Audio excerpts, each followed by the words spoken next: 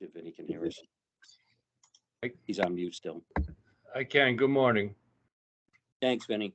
Great. Let's get the ball rolling. If we could, Jen, start the recording, that'd be great. All set. Thank you very much. Good morning, ladies and gentlemen. Welcome to the Plumbing Piping Work Examining Board meeting, July 27th, 2023. At this time, it's approximately 9:09 a.m. and we're going to get the meeting started. I'd like to have the minutes of our last meeting on April 26th, 2023. I'd like to get a motion and a second to approve those minutes. Motion to accept the minutes as presented. Second. Thank you, Aaron. Thank you, Vinny. Okay. All in favor, say aye. Aye. Opposed? Great, thank you. Unanimous. Okay, so on to our agenda for today.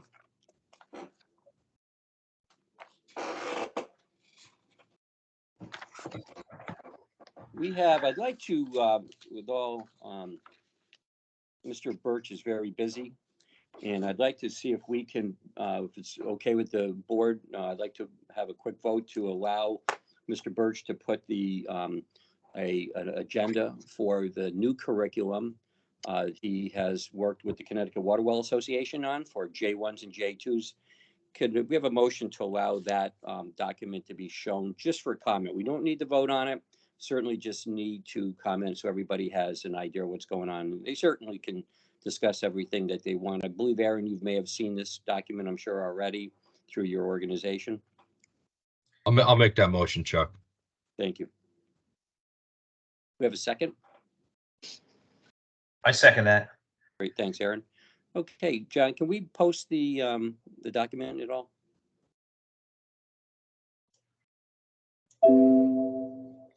Who would be sharing the document? I'm gonna try to pull it up now. Okay, perfect. It is just an email form. You're okay with that, Mr. Chairman? What you forwarded? Yes, yeah. Because this came in after the agenda was sent out, I wanted to put this under that old business that we were talking about earlier. And I just wanted to move this again quickly and efficiently if we could. And that way Mr. Birch can get back to his daily schedule. Okay. Can you see my screen? Yes. I got it. All right. Let me know as you want me to go down here. Yeah. Does everybody see that screen, board members? Yes. Yes. Vinny and Jay? Yes, I see it. Okay. So, Mr. Appleby, this was sent to me yesterday afternoon by the Todd Birch over at Labor, and he wanted us to be aware that he'd been working, obviously, we all know this, with the Connecticut Water Well Association to create a J1, J2 curriculum for their members in the future of this industry in Connecticut. So we just want to scroll down. Everybody just take a look at that. Let me know if we're going too fast so everybody has a chance to look at that letter that was sent to me.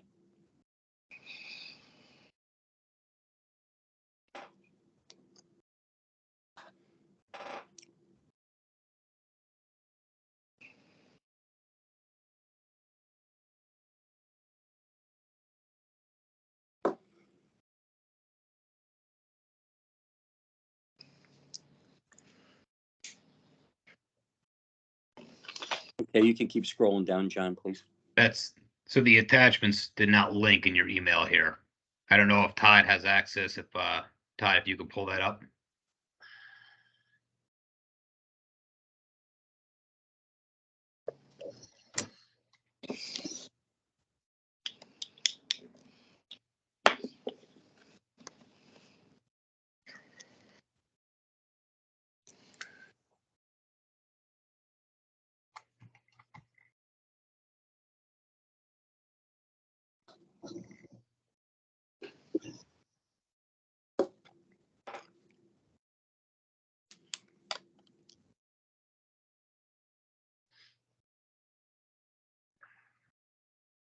Thank you, Mr. Birch. Thanks, Todd. Good morning, everyone. Everyone could see the document? Thank you. Yes. You want me to give a quick narrative, Chuck, or what's your? Yeah, what's your pleasure, please, sir? and then we'll scroll down and, yeah, please, thanks, Todd. All right, good morning, board members. I'm Todd Birch. For the record, I'm Todd Birch. I'm the State Apprenticeship Director, also a former J2 apprentice, and P1 instructor, as well as license holder. I had the distinct honor of working with the Connecticut Well Water Association over the last couple of years.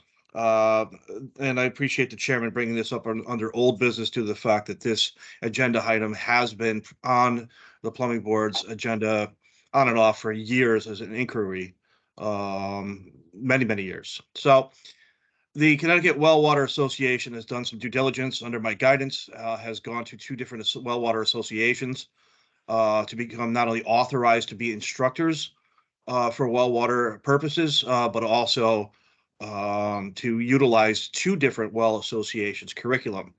So the letter that they had sent to me requesting that gave them some guidance, and this is their program outline. But I'm here before the board today.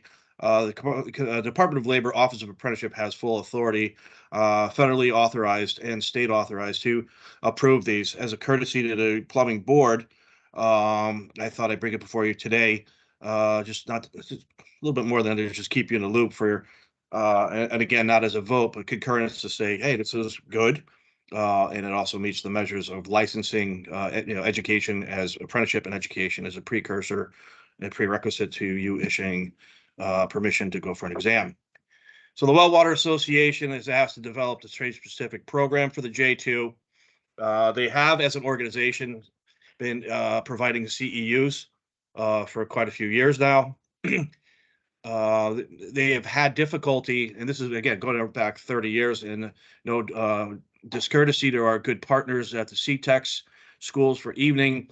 The majority of J2 applicants, apprentices, have gone through the plumbing course outlines, which is party to, but not, way out of scope of what these individuals do for a living.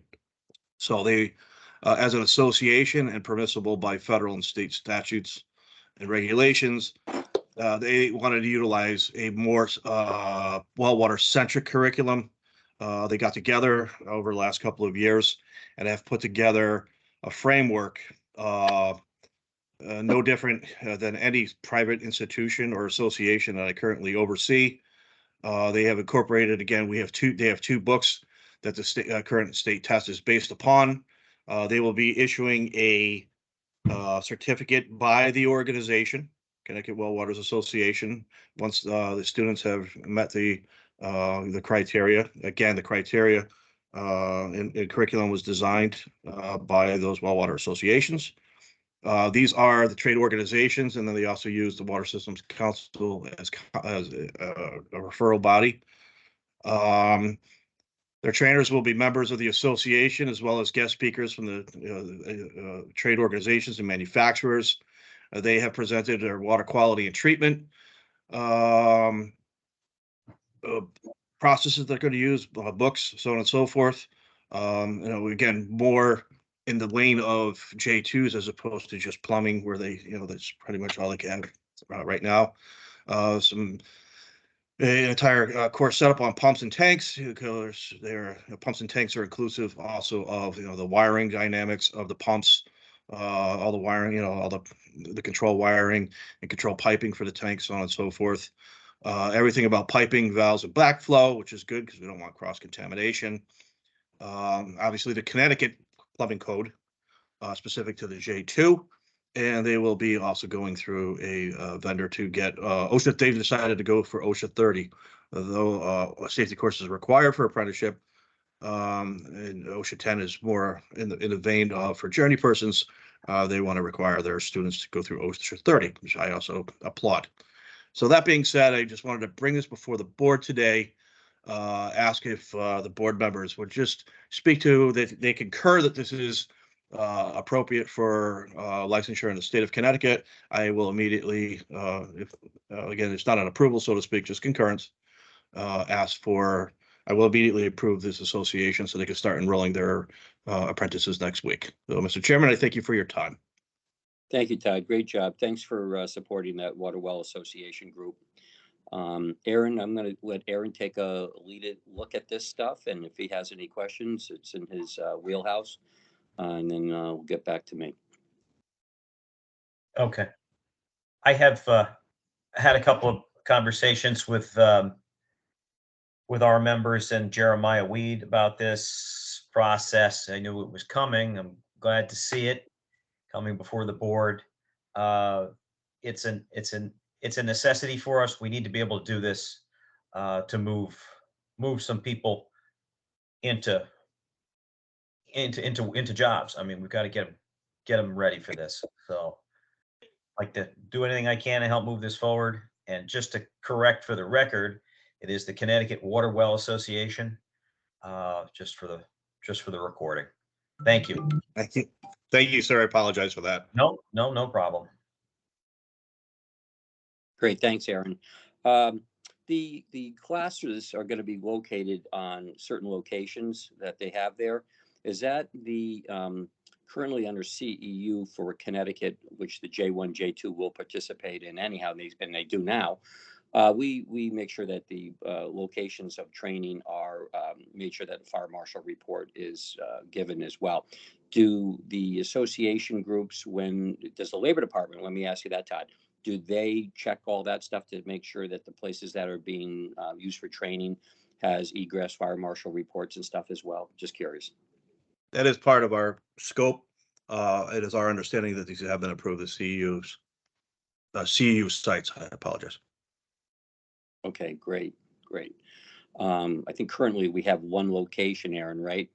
In Connecticut that the J1, J2s did training in. We have that report, correct? We have that one. That is that's been since COVID. We've been holding classes there. No, actually, we have another one as well. But we'll have to pay some attention to that in facilities with the proper credentials. Most of the places that we've held classes in the past, I'm pretty certain are compliant, and I don't think it's going to be a problem. Thanks, Aaron. Well, thanks again, Todd, for everything and allowing us to comment on some certain things there.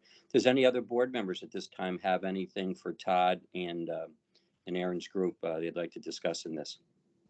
I think Vinny's got his hand up, Chairman. I don't have Vinny. Oh, I don't have him on my screen, but let me see how I can do that. Go ahead, Vinny, if you can hear us. I know you're on mute. There you go. Good. Yeah, good morning. I'd like to make a motion to give concurrence to the Department of Labor's work. They're the standard bearer for the education of apprentices, the full confidence that this is a great outline, and I would just like to lend the board support and make that in the form of a motion. Thank you, Vinny. I'll second that motion. Thanks, Joe. Joe Policia seconds that motion. All in favor of this curriculum through the Department of Labor, say aye. Aye. Aye. Opposed? Beautiful. Full support of the board. Vinny, did you have your, okay, Vinny took his hand down. All right, does anybody have any more questions at this time on this topic? We can move on. Okay, great. Mr. Chairman, I'd just like to thank the board, if I can, for this work. Again, this has probably been 30 years in the work as discussion, definitely 10 in trying to get this going. And as someone who just got their entire well system replaced on Saturday, I do concur as well as a license holder. So I want to thank you all for this, and this is going to be a great opportunity to augment apprentices and licensed individuals in the state of Connecticut. So on behalf of the commissioner, I thank you. Thank you, Todd. Great job. Appreciate you following. Thanks, Todd. Thank you, Todd. Okay, so does anybody have any concerns or anything with persons present before we move into our next area? Okay, I'd like to, if the board's permission, if we could get into the new business with the application review. I'd like to take a vote to move that ahead now. I'll make the motion to move that up on the agenda. Thank you. And if I'd like to. Second have- that. Thank you. I'd like to have Mr. McFadden, because he is asked in advance of this meeting to be able to be heard because he is in a job facility right now. It's very difficult for him to get this time in case this takes a while, to move Mr. McFadden ahead, if that's okay with the board. Fine. That's okay? Everybody okay with that? I'm okay with it, Mr. Chairman. Absolutely. Okay. You want to do a motion to allow Mr. McFadden, and then we'll get a second, and then I'll make the Okay. motion. I'll make Yeah. the motion, Mr. Chairman. I'll second. Okay. All in favor of allowing Mr. McFadden to stand up now and be heard first this morning so he can get back to his work? Say aye. Aye. Deny? Any abstains? Okay, so approved. Okay, Mr. McFadden, you're up. Can you hear us okay? Can you see and hear us? We can't hear you. We see your mouth going, but we don't see you, your voice. I don't get your voice. No, still not.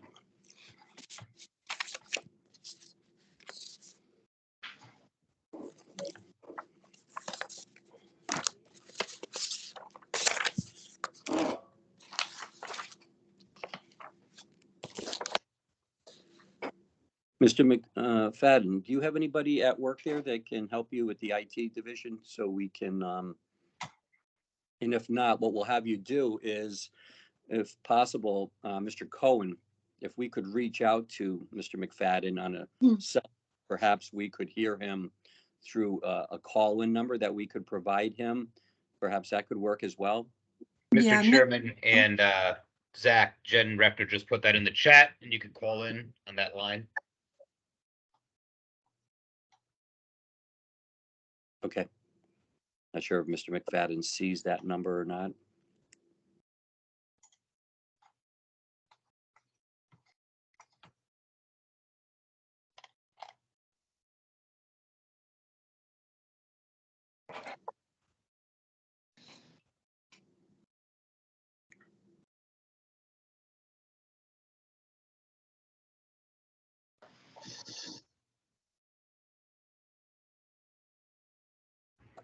Mr. McFadden, can you hear us?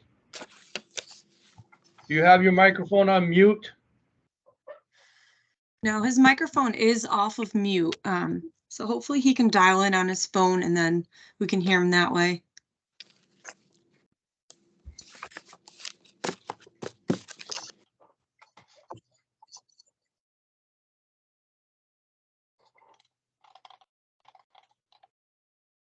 Thank you, Jen, for having a backup plan. You're welcome.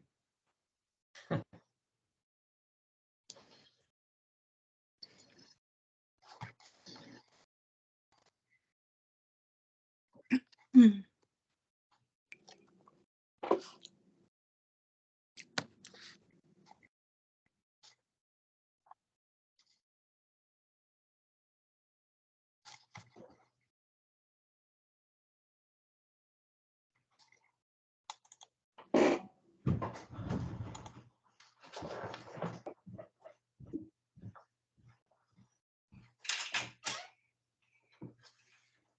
In the essence of time, should we move on to something else and come back to him, or? I was thinking about that, Joe, but I was just giving him the benefit of the doubt because he is in a work-related zone that perhaps, we just give him a couple minutes. Thank you, Mr. Chairman. Mr. McFadden, it looks like you put everything in, so you're just gonna wanna put in the 860-840-2075. And then once the loading page up, it will ask for the conference ID, and that's when you will put in the 950-249-965 #.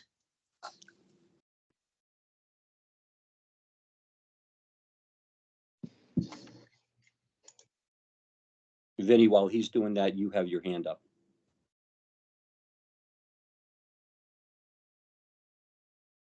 Thanks. I actually was just asking. I see 2 documents for Mr. McFadden. I'm just checking. Are there any others? Because one of them is a blank 1099. And one's a letter. I have those same copies myself. I have other stuff here as well. I don't know why they came through my printer as well, but that way as well. But we'll wait for Mr. McFadden to get through here. And if he does have, because time is sensitive to our board here, we can put Mr. McFadden at the back of the list here and bring him up again if he can't get through in the next few minutes. But let's give him a few more minutes. And Okay. Mr. Chairman, while we're waiting for Ms. McFadden, could we just do a mic check with the other applicants in attendance today? Make sure that we don't have this issue with anybody else. okay, thank you. Let's start with our board members. Jay Moore, Present. Vinny, Present. Joe Policia, we just heard from. Aaron Nagbar, I'm here. great. We do have a guest, Marcus B. I see here. Good morning, Marcus. Welcome to the Plumbing Piping Board. How you doing? Good. We see you. We can hear you. That's good. You can hear everybody okay? Yes, sir. Great. We have Travis Helming here as well. We don't see him, but we would like to have his camera on so we can see him. And when that happens, oh, there he is. Okay, great, Travis. We see you. Can you hear us fine from where you are? Okay, again, we can't hear you now. So see if you did go off mute. So we did see that.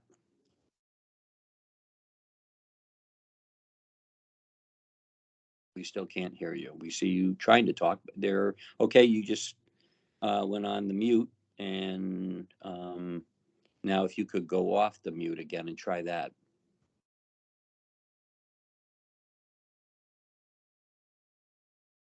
You're still on mute.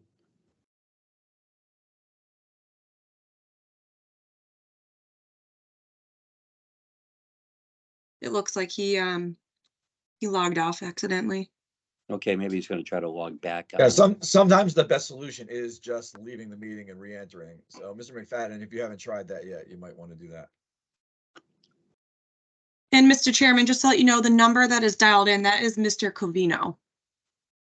Okay, thank you for that. You're welcome.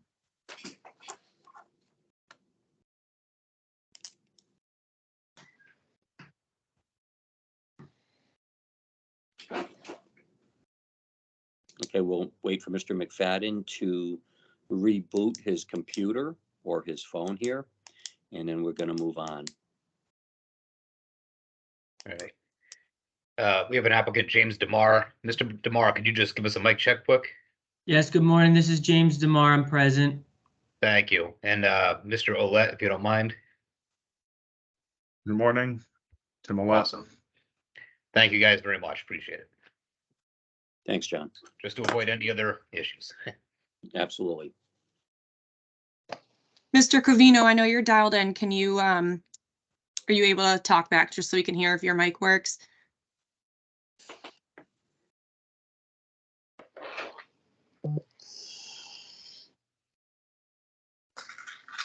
On the phone, to unmute on the phone, it's *6, either *6 or #6, but I believe *6. It looks like, oh, he's muted again.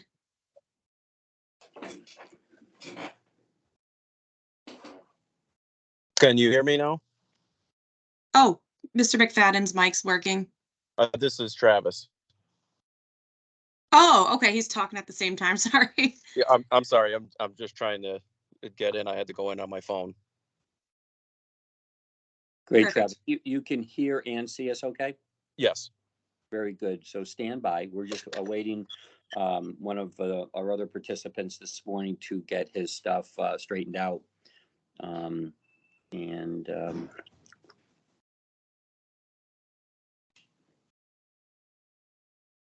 I'll stand by.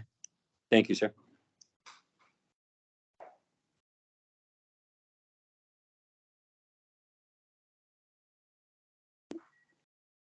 All right, we've given Mr. McFadden plenty of time here this morning. We can put him on the tail end of this.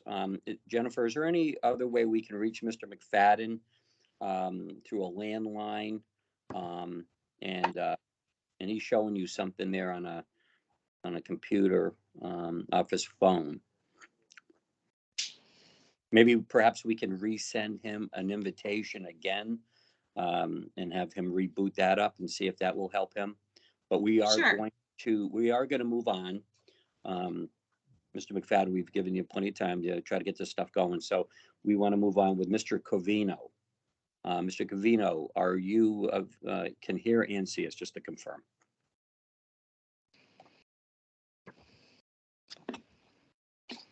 Mr. Covino, you're dialed in. You're going to have to press *6 to unmute yourself. It is showing that you're muted. Mr. Chairman, Oh, I'm sorry, this is Cynthia Fernandez. Good morning. Good morning, Mr. Good morning. Mr. Hi, Covino, is the reconsideration hearing, would you like to do that right now or? Yes, this is, I believe, why it's on our list here. He's a reconsideration of a decision in the above status for a P1. Right. Yeah, we are waiting for him, but he needs to unmute himself. I should be unmuted now. We can hear Can you you. hear me? Yeah, can we see you, sir? No, I'm on a phone. I apologize for that. I did not have access to a computer this morning. Attorney Fernandez, we typically do like to see the participant in our meetings. Right. Is this, should we reschedule this meeting till we can have him find a computer or phone that bring his face? I think that's a good idea, particularly because of the documents that need to be shared. Since it's a reconsideration hearing, it's basically Mr. Covino's opportunity to present his case. And if he can't see the documents, I don't think that's going to be a good situation right now. Right. So our next meeting, however, I believe is going to be on October 26th. Mr. Covino, we're going to have to reschedule this to our next scheduled board meeting. Okay, I apologize. I sorry about that this morning. I didn't realize it was that critical to be on there. I'm sorry. Yeah, this is very important. The documents that are going to be shown, we want to make sure that it's you and that Okay. that everything is in proper order for you and for the department and the board to render a decision. So we will reschedule to 9 a.m. October 26th. And please follow up with the department to make sure that you are on that agenda. Attorney Fernandez, should he contact you or Jen Rector in reference to this? So I will reach out again and send him a formal notice of hearing with the date and time and the instructions again. Thank you so much, Attorney Fernandez. I appreciate that. Thank you for your time this morning. Thank you. Thank you. Mr. Covino, we'll look forward Yes, to sir. hearing you on October 26th at 9 a.m. Absolutely, and I'll make sure I have a computer available and I'll be there. I apologize for this morning. I didn't mean to mess anybody up there. Sorry about that. So, okay, things happen, okay? So we're okay with that. You get your ducks in a row and we'll talk to you soon. Thank you. Okay. Thank you very much for your help today. Thank you. Of course. Thank you. Okay. All right. Bye-bye then. We're going to see Mr. DeMar now, James DeMar. James, can you see and hear us fine? Yes, sir, I can. Thank you, Mr. Chairman. And welcome, everybody. Good morning. Thank you for having me. Thank you. So if I may, if you're okay with me going ahead to just state my case and whatnot. Sure. Thank you. Okay, so I'm here today because of an application for a P7 license. And I currently, I have deficiencies in the process that, the board and the state normally goes through for applying. And so what I'd like to do today is just try and, tell you guys a little bit about myself and my work experience. And I'm hoping with that I could shed light on, the fact that I think that, my current experience and license goes well with the added offering. What I'm trying to do here is add some offerings to my company. And, some of the reasons are, for my company, but some of them are also because of the current state of the industry. I think that we're running into potential shortages in work. And one of the things that I think by adding the offerings is that for a small company such as myself, adding the offering would have enabled me to take on an apprentice with being able to widen my scope a little bit. And by widening my scope, I would be able to take on, the jobs they come in my business, they come in at all different times of the year. And sometimes it's there's nothing. And then other times it's there's a lot of work, and then there's no work. And so, my thought process on that is if I can expand my offering a little bit, I might be able to fill the gaps better in keeping an apprentice going. And so a little bit about myself. My name is James DeMar. I'm the owner of Hometown Well Pump Service. We run out of Lebanon, Connecticut. I'm a single owner company, just a small company. I have 15 years of experience in the well industry. I started young. I was probably 18, I think, when I started. I did end up going to college. I have a math major from Central Connecticut State University. I graduated with honors. I'm currently and have been an active instructor over at Norwich Tech for the CTEX program. Some of the classes that I teach are water conditioning, and I also teach some electrical courses, motor generator theory, and some of the code courses out there. And I'm also an active member of the CT Water Well Association. I come from a long line of builders and contractors. My grandfather was a builder, my uncle, and so that's been in the family business.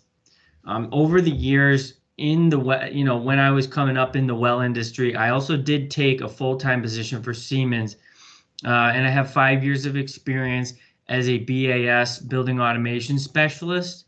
I currently hold an OSHA 30. So regarding the training for the P7 license, I did meet the requirements for the schooling. Okay, so that should be hopefully out of the way for that. Now, the scope of work that we're talking about for anybody that isn't familiar with the P7 is that it's water lines and drainage. And the reason that the scope of work, there is a good overlap here in the skill set. I have been installing water well lines, the whole time, the whole 15 years. And some of my drainage comes from some sump pump work, and especially the septic systems, we'll call it septic system, but the waste effluent systems that are now required for water conditioning. So I also do water conditioning as a service. And one of the things that I am definitely stern on when I come into a job or come into a home that has their system into the septic, which isn't allowed anymore. I try to get them off of that. So that's one of the things that that I've been doing. And it does, there is a lot of excavation to be done. So I do hire an excavator. I sub out sometimes to an excavator or work alongside with a P7 excavator.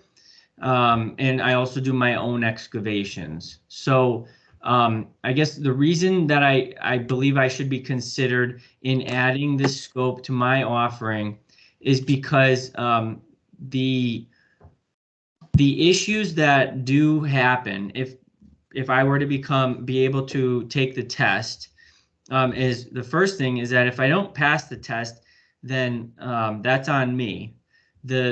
So if I can't pass the test, I don't, then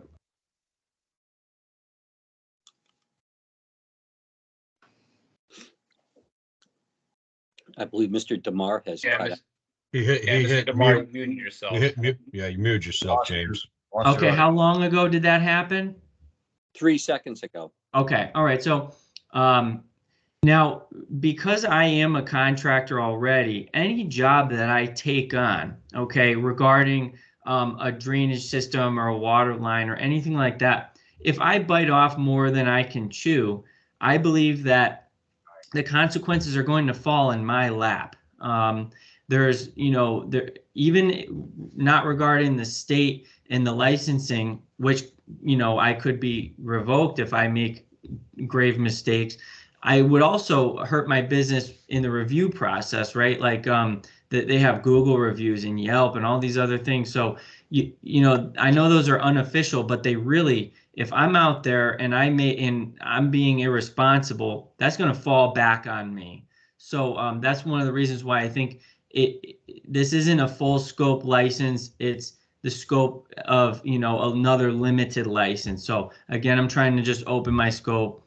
And I do have some P7 support that I work with. So my main excavator is a P7 already.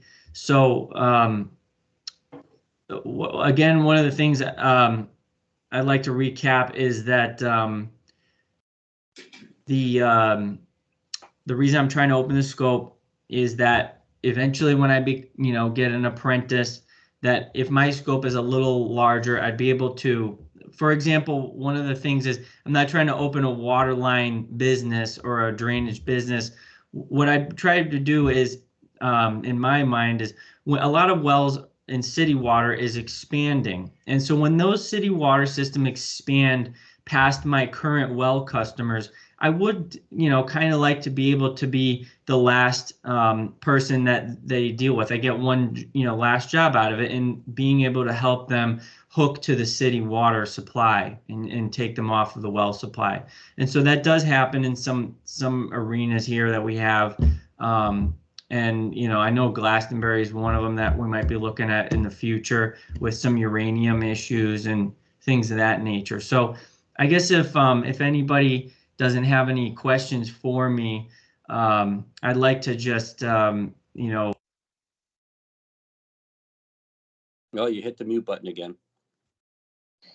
You hit the button again, Mr. DeMar. Sorry about that. So that's pretty much all I have, and I thank you all for your time. Very good. We're going to have the board comment on questions to you, if that's okay at this time for you. Oh, I'm ready. Great. Do we have anybody's hands up yet for questioning? Okay, Vinny. You're on mute still, Ben. Yep, thank you. Good morning, Mr. DeMar. Good morning. I'm looking over your documents, and you have a lot of credentials dealing with HVAC and startup and things like that. And you're a qualified weld contractor. At some point, did you consider getting the P6 and then getting the P7?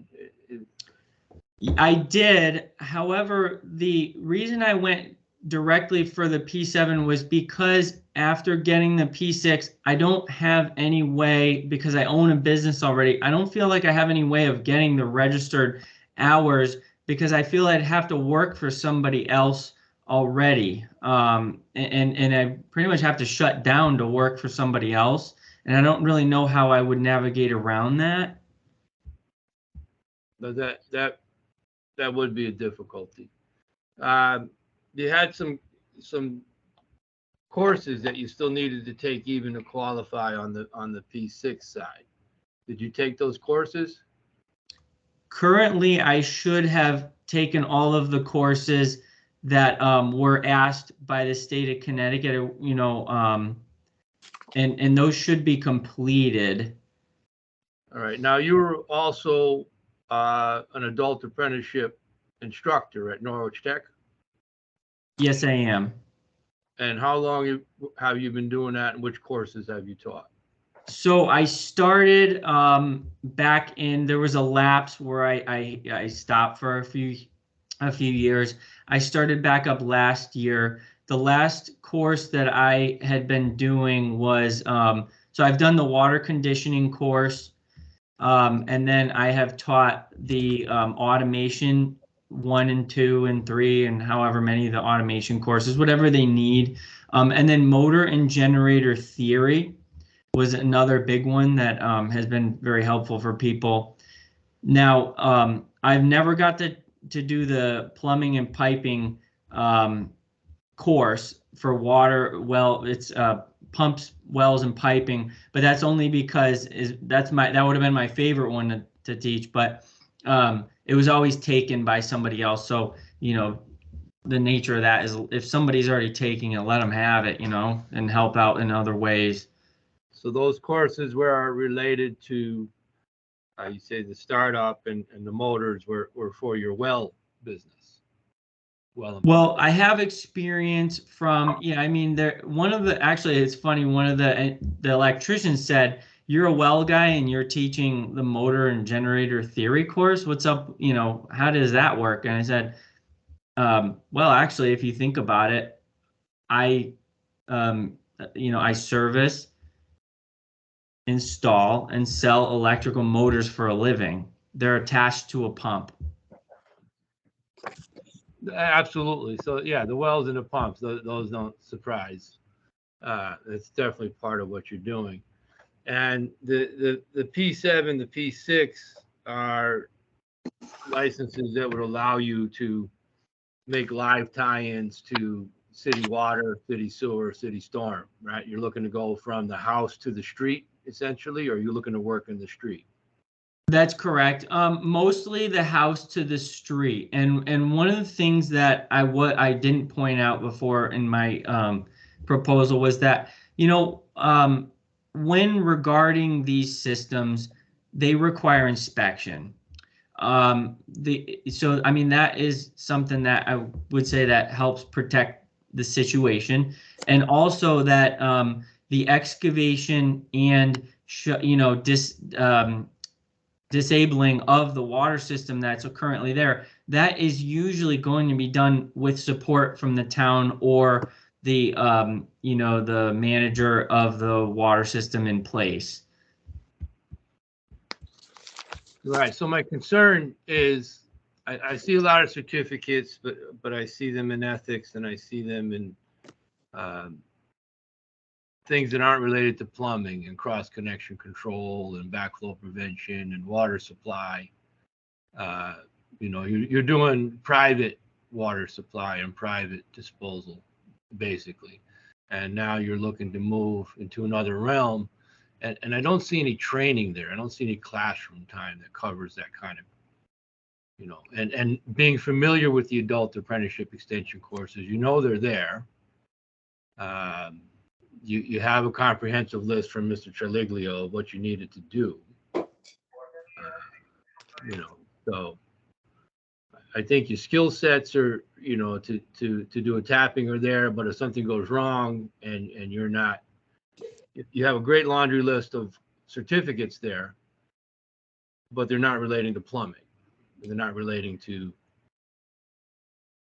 protection of the water supply, the cross connection, So, regarding the cross connection, my business is, even though it's in the residential realm, my business has to deal with keeping some of the worst water in the world drinkable.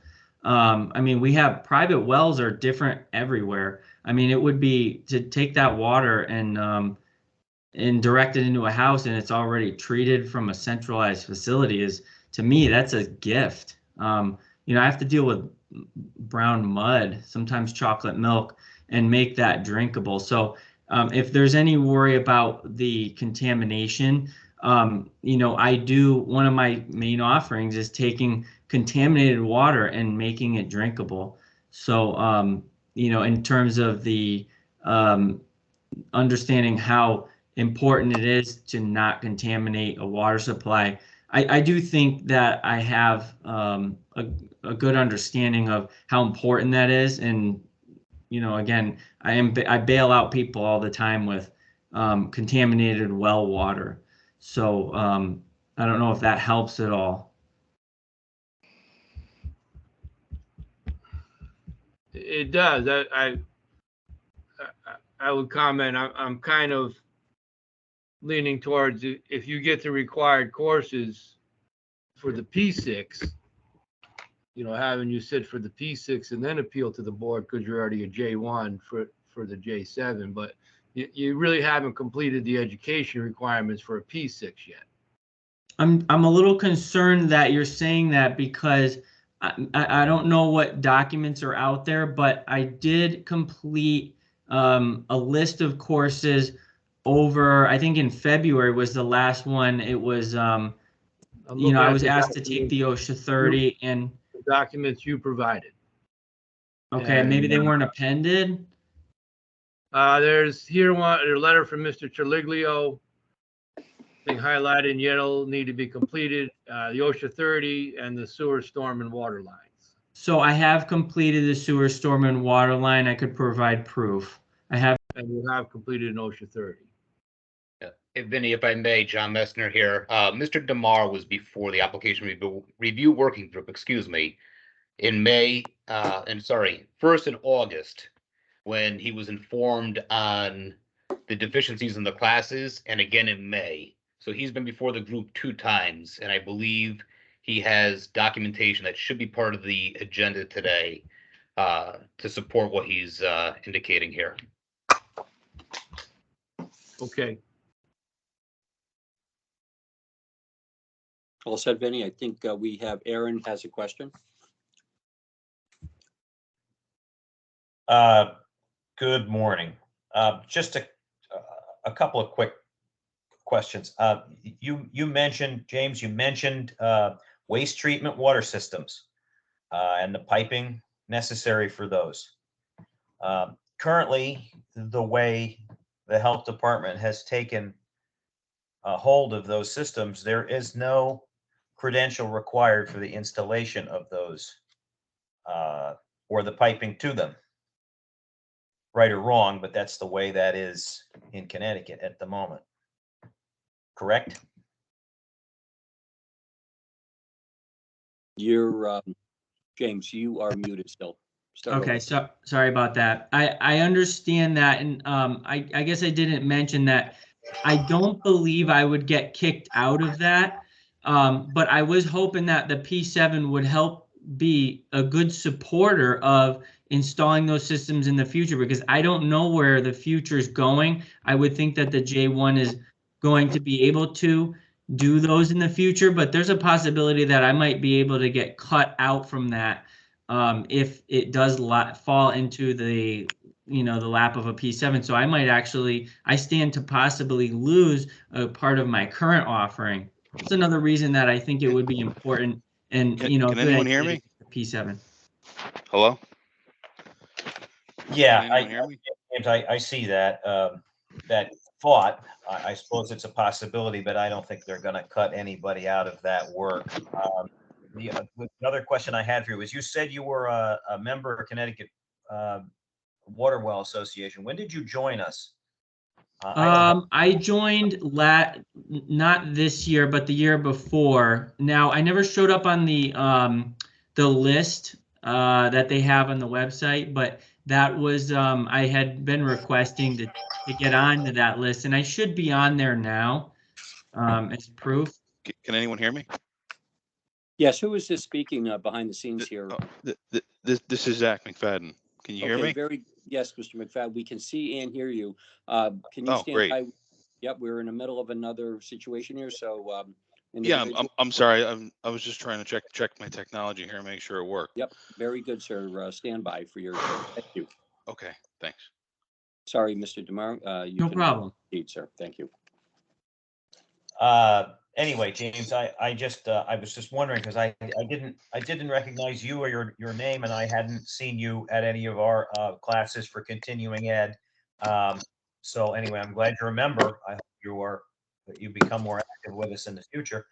I had another, I've been in the water well industry for almost 40 years. I've worked in the street with other contractors. I've worked with guys tapping mains. I've been doing this my whole life and running piping and working on motors and building filtration systems. And if somebody gave me a P7 tomorrow, I would not be comfortable tapping water mains. Could I do it? Probably. I can read a book, and I'm sure I can figure it out. But I would like to be under the employ of somebody doing that knows their trade very well, long before I'd like to take it. Would have the ability to make an attempt at that by myself. So I understand your approach to this license, but I'm not super comfortable with the extensions beyond what you want to do that open up the possibility of what Vinny said, even that you once you have the license, you could work in the street, or you could have people working in the street. I don't know. I'd have to really give it some thought.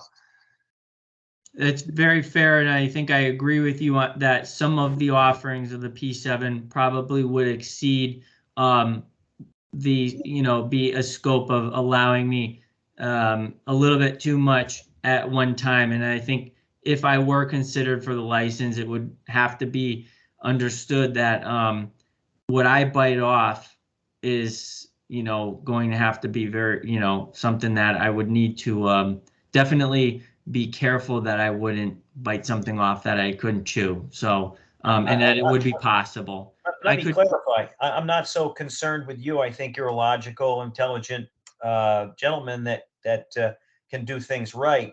But once we do this for you, this opens up a precedent to others that I can think of in my mind that would see this and want and say, James got this license. I want it too. And the last thing I want on this planet is knowing some of these guys is them to have a P7. Understood. Or any other license that would allow them to put pipe in a road or tap a main or run a waistline, because I've seen them in action, and they'll do it without the license. That was all my ramblings were. Thank you. Sorry. Thanks, Aaron. No problem. Vinny, you've got a question again. Yeah, James, I mean, you're obviously very competent in what you're doing. All right. And you have full confidence in yourself. But part of the purpose here is that we have to look at everybody in the neighborhood when a tapping is made in a water line or a storm, so I think you're lacking is experience of doing this work. And it's, as Mr. Nagbar is saying, just, you've been doing wells and water treatment, and you have some great endorsements from customers and colleagues and coworkers, and you spend time educating other people. All of that's very admirable. But when you leave that property line, that's the whole town that's concerned. And it's no matter how confident you are in yourself, to me, you're lacking the time doing the work. To then suddenly become a contractor and do the work, without the physical background, that's concerning to me.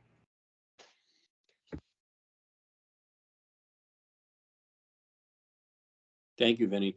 Aaron, your hand is still raised. Is this, you got another question for James? No, I do not. I'm just technically useless.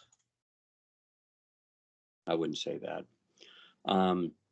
Okay. Does anybody else have any questions for James DeMar at this time?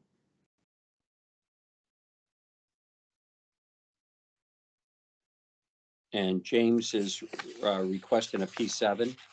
He has not had a P6 yet, so we typically do not provide a P7 before a P6 is held for 2 years. So that's won't be doable. But would anybody like to make a motion at this time on Mr. DeMar? request for a P7. Mr. Chairman, I'm gonna have to recuse myself at this time for the vote. Thank you. Does I can make anybody? a motion. Yes, you can, Aaron. Thank you. I'd like to make a motion that we deny a request for a P7 for Mr. DeMar. Okay. Vinny, you have your hand up. We have a motion. Yeah, pardon me. Yeah, I would think that the P7 is, we're getting a little ahead of ourselves, and that if Mr. DeMar could find a way to, engage with the P7, partner with the P7, I'm not making any recommendations but to start looking at the P6 and holding that, and then, it's just too much too fast. And it's not just you, James, that's being considered. It's everybody that you're going to interact with, which would be any town that you work in. There's definitely no hard feelings about it, and I take all the experience in the meeting very seriously, and collectively, your experience and what you say is what I would go with myself too. So thank you for that.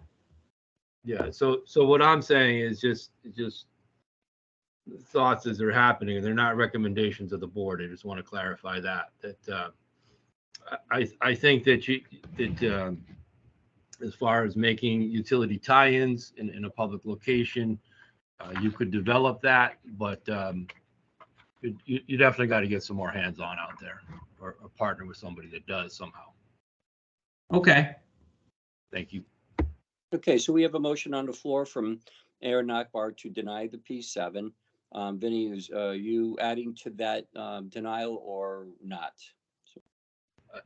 Yeah, I'm reinforcing that I would second Mr. Nakbar's recommendation to deny the application for P7 at this time. Okay, thank you. All right, so we'll go to a vote. Everybody, James A. DeMar, Lebanon, Connecticut, applying for a P7. There is a denial for his P7 on the floor right now. All in favor of denial for the P7, say aye. Aye. Aye. Aye. Okay. Any noes? Any abstentions? Okay. Okay, thank you, Mr. DeMar. I believe Mr. Moore recused himself. He abstained. Mr. Moore has, yes, earlier. Yes, I did. Yes. We'll make a note of that as well. Thank you in the minutes. I appreciate that, Jay and Vinny, for that reminder. Okay, good luck, Mr. DeMar. Thank you. And if possible, may I be relieved from the rest of the meeting? Of course. Thank you for attending. Okay. Thank you, everybody. Thank you. All right. Okay, so we're going to move on to Tim Willett. Thanks for your patience, Tim. You're on mute, as you probably know that already, but just reminding you. Thank you. I appreciate everybody giving me the opportunity to speak today. I'm Timothy Ouellette. I'm the owner of Granite Enterprises, LLC. I am a current water, sewer, and drainage specialist. We do other varying work, different scopes of different aspects of the same trades. We also do excavation. I am currently coming to you to try and get my P7. I've been in this industry and working for other contractors for over 20 years, installing and maintaining these systems. And in this aspect, I'm looking to keep my company as this year in business by acquiring my license. Over the years, I feel I've gained the experience through working through other companies to acquire said license. And I have MDC approved vendors list, and I'm on that list, and I work very closely with MDC and the metropolitan area, as well as Connecticut Water. I've installed many miles of water main with Folsom Construction. And I have also worked for JDC Enterprises, Joe Carey, for many years as well, learning from him and his company. Tim, My do you company, do you Yes, currently carry, you're asking for a P7 contractor, just like the last gentleman did. Do you currently Correct. have a P6 license? I do not. Okay. Have you been an apprentice under all these companies that you've worked for? Have you been a registered apprentice? No, Okay. Have you taken any of the classes required for the P6 minimum to become a journeyman holder of that particular credential? no. Okay. I have the on-site experience and equivalent training. Why didn't the contractors that you're working for, you got some pretty large names here, register you as an apprentice? Were you carrying any pipe in the trenches? Were you touching any physical piping? Yes, I was doing all the installs. Okay. I was the man in the trench. I was the person doing the installations. I was a foreman for 2 companies. There's a few others that I did not mention. What I'm going to do is I'm going to, I'm going to refer to other board members Okay. here. You're gonna clock me out? We have a list of, Yeah, the thing doesn't have a Mr. microphone. McFadden, would you mind muting your, thank you. Sorry about that, Mr. Willett. No. So what we typically do is we have a list of classes that have to be done.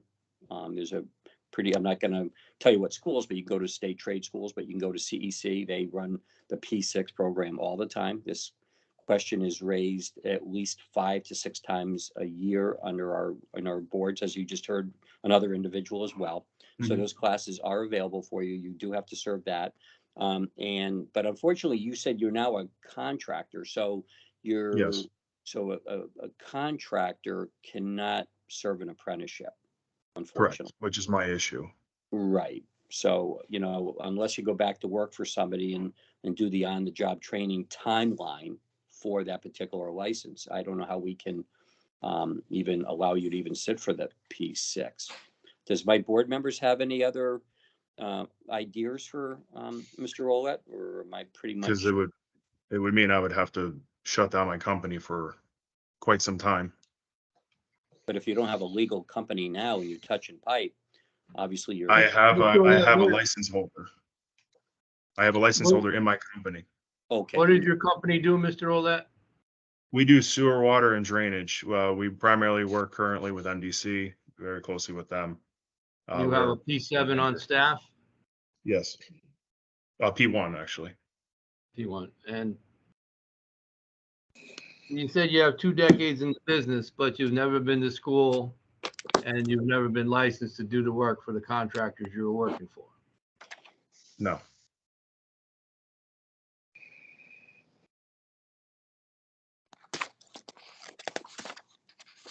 I'm sorry if that was a response. My screen froze after I asked the question. Sorry. No. I was not licensed, but I've been highly trained in doing the work required. Working with the P7 and the P1.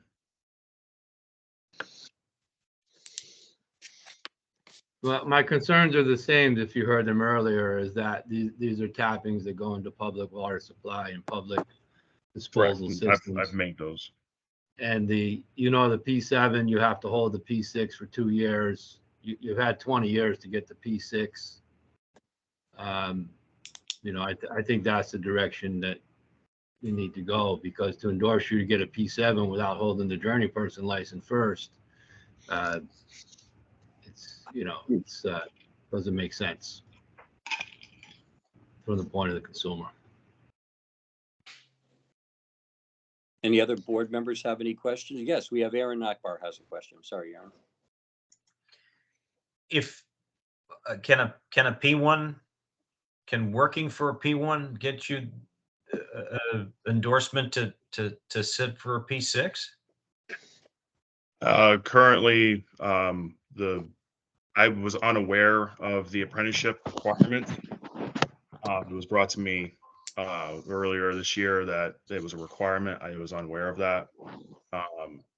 But as far as the P1 being able to hold it, they would, but my current P1 is unwilling to assist me in that. Are you Like still? that. Are you- If you work Yeah. together with P7s and P1s, you had to be aware that there's a process to get to those credentials, I right? was unaware of it at the time.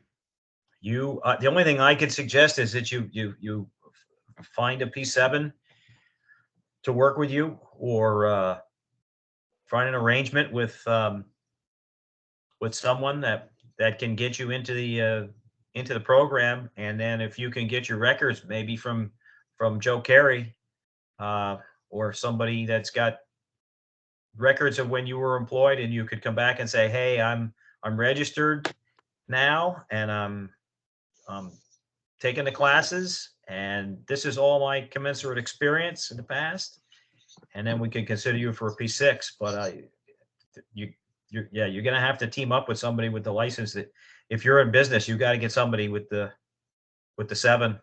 My question was, I didn't know if you were allowed working for a Yeah, P1.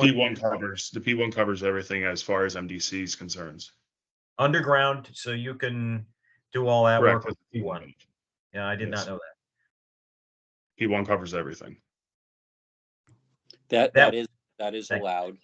However, again, you're not a registered apprentice. You haven't taken any classes, and you're touching pipe in the trench. I have a problem with that. I really do. And I think you've got to go a different. It's okay. You can be the record holder of the company, and you can own the company, but unfortunately, you can't participate in the trench if you're, without an apprenticeship under direction of the P1 or the P7 that is there, or with another P6 that has it. So you might be looking at maybe perhaps looking to hire people at this point. But I would definitely wouldn't waste any time. I would get into your CEC program or one of those right away. You could probably knock this out in 6 months, all those classes, with some hard work and time. The state vocational school does offer night school. Some of these classes are now online, so you don't have to drive miles to these locations. So you can come home, take a shower, get on the computer. You don't have to drive anywhere. You can have dinner now for once. So, thanks to the state working towards doing online training. So think about that as well.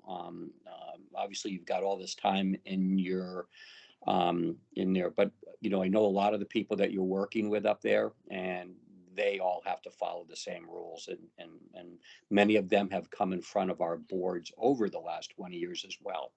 So is there anything else anybody has to say? Pete, did you have your hand up earlier? Did you want to chime in? Yeah, I did have my hand up, Chuck, and I agree with you. Without being an apprentice, a registered apprentice, or have any kind of license, I have a problem with you installing piping in that trench. Thank you, May I Peter. ask a question, Mr. Chairman? Sure. And what's your name, please? My name is Andrea Bucherri. I'm the office manager for Granite Enterprises, LLC. I've been in the construction industry for over 15 years as an office manager. Can you hang on a second, please? For the record, could you give us your name and the spelling of the name and the company you work for and where they are located in? Okay. My name is Andrea Bucherri, Andrea, B as in boy, UCCHERE. Thank you. And the company's name that you represent? Granite Enterprises, LLC.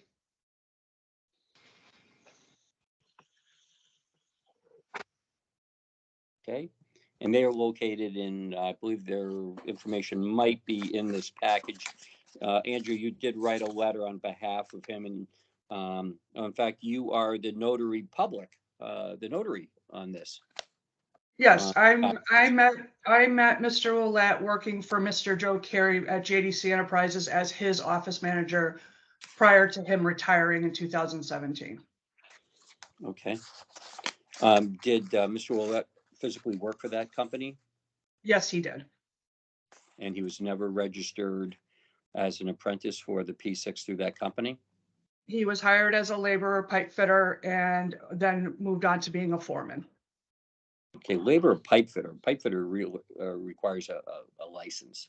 So he was never registered. Was the company licensed that Mr. Carey was held a P7. he held a P7, but he never put this gentleman, Tim, into the program?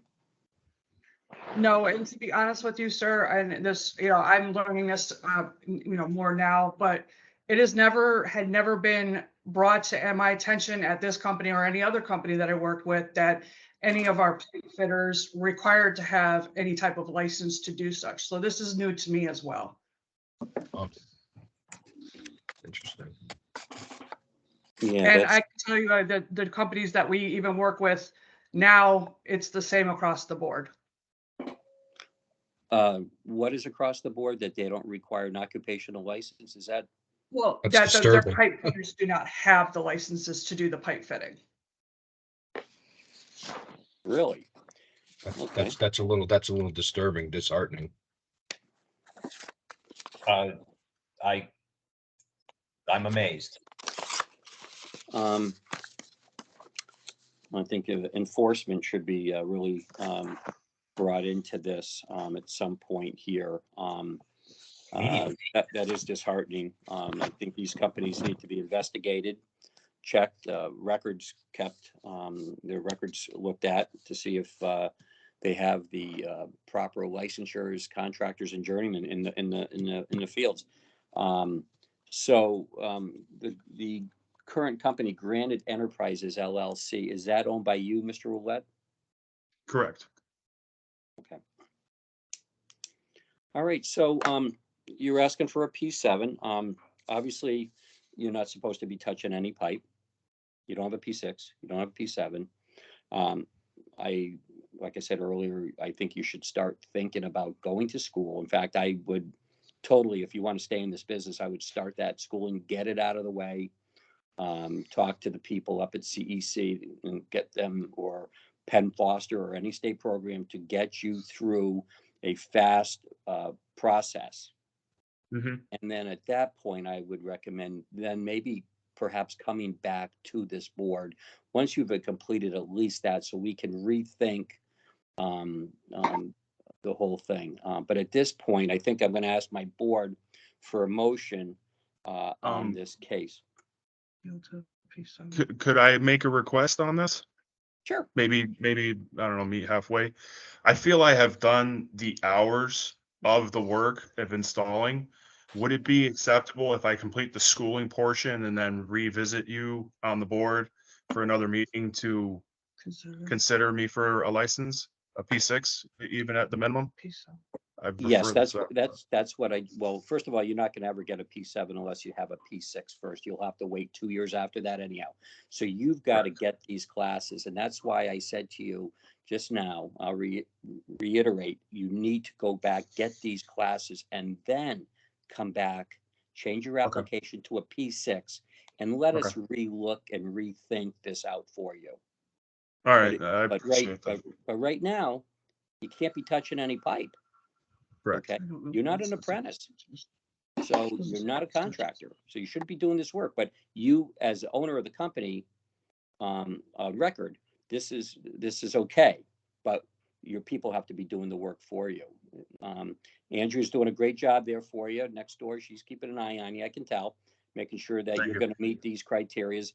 Andrea, is it very clear what I said for Mr. Willett, what he has to do?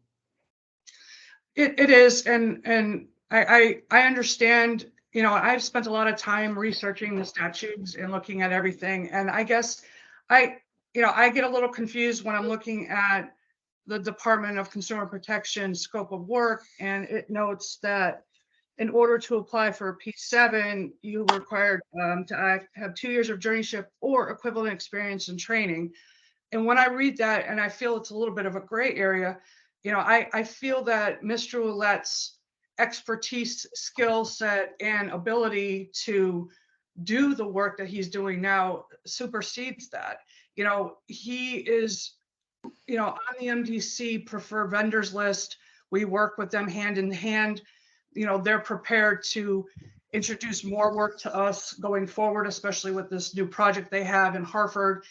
And, you know, my concern is that we've had this company for 5 years.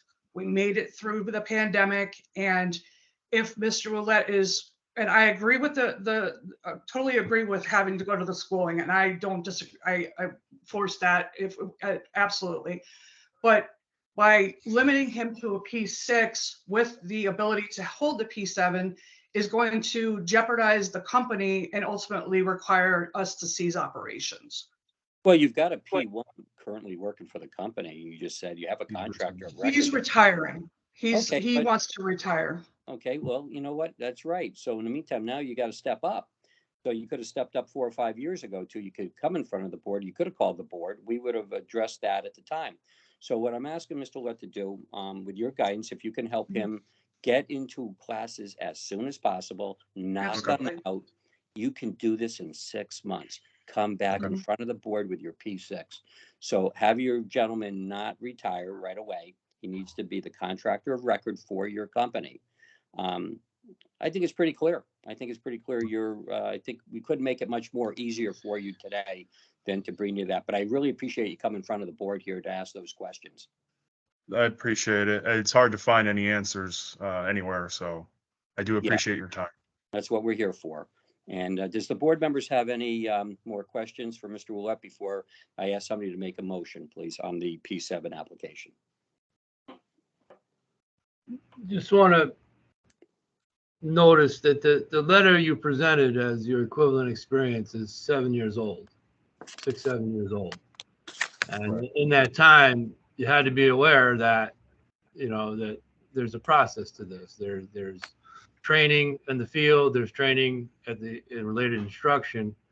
And 6 years later, you're coming back and saying, well, it's all coming apart. And, you know, it's just, the years are going by here, and you have some things to do that are requirements of the law. And all we're saying is that this is what's required. These are the statutes of the state of Connecticut. These are the regulations.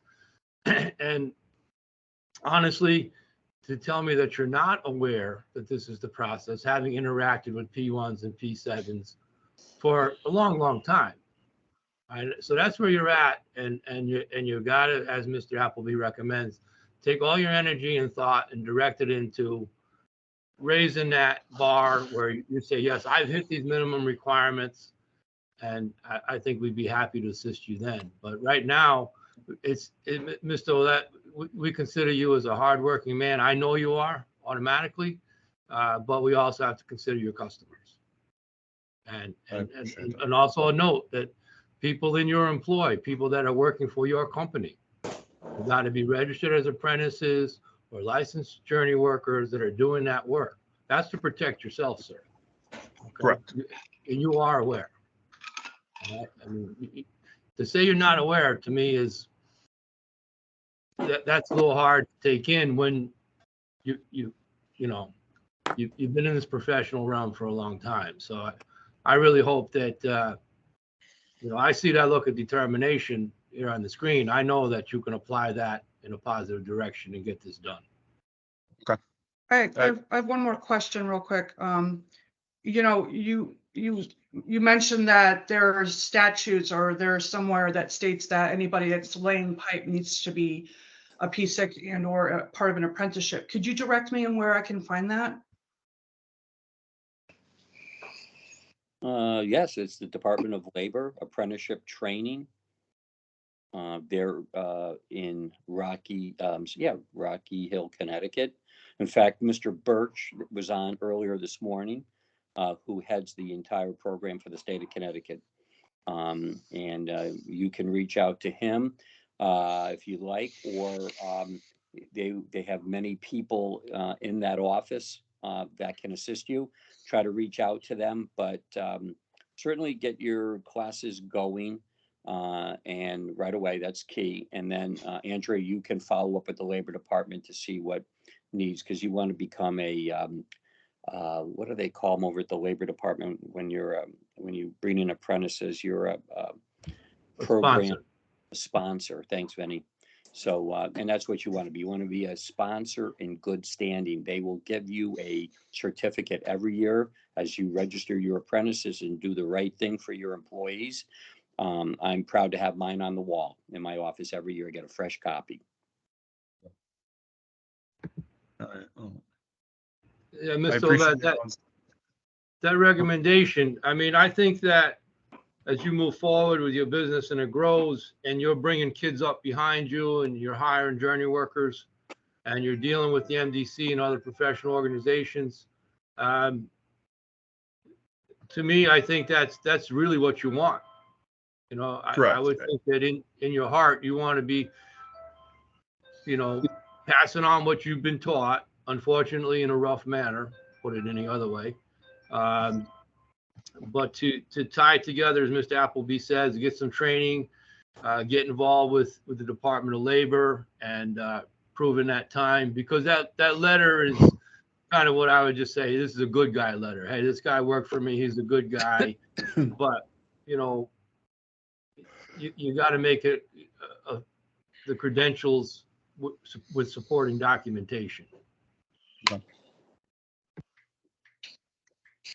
Thank you, Vinny. Thank you. Mr. Chairman? Yes. I'd like to make the motion to deny the application. Very good. We have a motion on the floor to deny the P7 for Timothy F. Ouellette. Second that. We have a second from Jay Moore. All in favor of denying the P7 for Mr. Ouellette, say aye. Aye. Aye. Approved. Excuse me one second, Mr. Chairman. Can we have another motion made? Mr. Moore, if you don't mind, if you could recuse yourself from this one also. Yes. My Thank you. apologies. Yes, No problem. sorry. All good. Thank you. I'm going to rescind my vote, Mr. Chairman. Thank you at this time. Peter, Peter Alfieri has a motion on the floor to deny the P7. Do we have a second from another board member, please? Second it. I'll second it. Thank you, Joe Policia. We have a second. All in favor of denial of the P7 for Timothy F. Ouellette, please signify by saying aye. Aye. Aye. Okay, deny. Abstain. Okay, so moved. Okay, Timothy, you've got a direction to go now. And Andrea will work with you. I can tell right there. She very proud to work with you there. I can tell too. And it's good to have an office manager that can keep the boss's ducks in a row all the time. Yes, it is. I appreciate everyone's time today. Thank you, and directing me to move forward. Is it possible for me to get on the October classes, or do I have to? You would have to reach out to those individual schools that I just mentioned to you, that are approved for the P6 apprenticeship classes that you'll be required to take. So make sure you get them all. Make sure you know what classes are required of you. So don't be short at the end of the day, because you don't want to mess up another 6 months here. I can tell you right now, you can knock these things out in 6 months with the right school. Okay. Okay. Sounds good. All right. Have a good day, sir. You too. Thank you. I'm gonna switch off the meeting. Thank you, sir. Thank you. Okay. We now have next is Travis Helming. We have Travis Helming.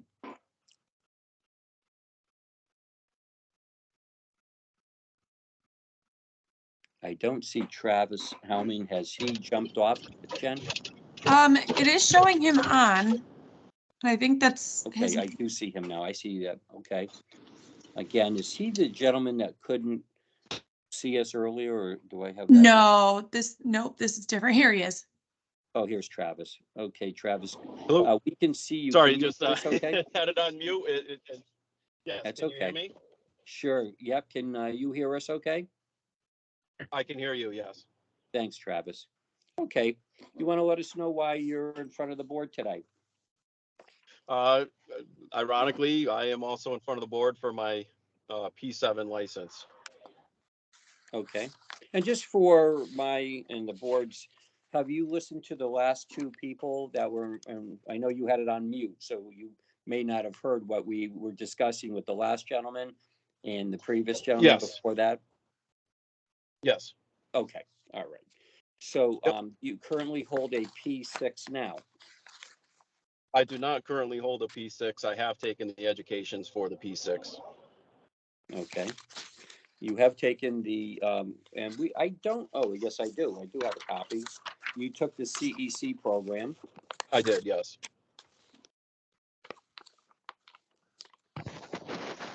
And you had a very good score, by the way. I'm very pleased to see your class scores were very good.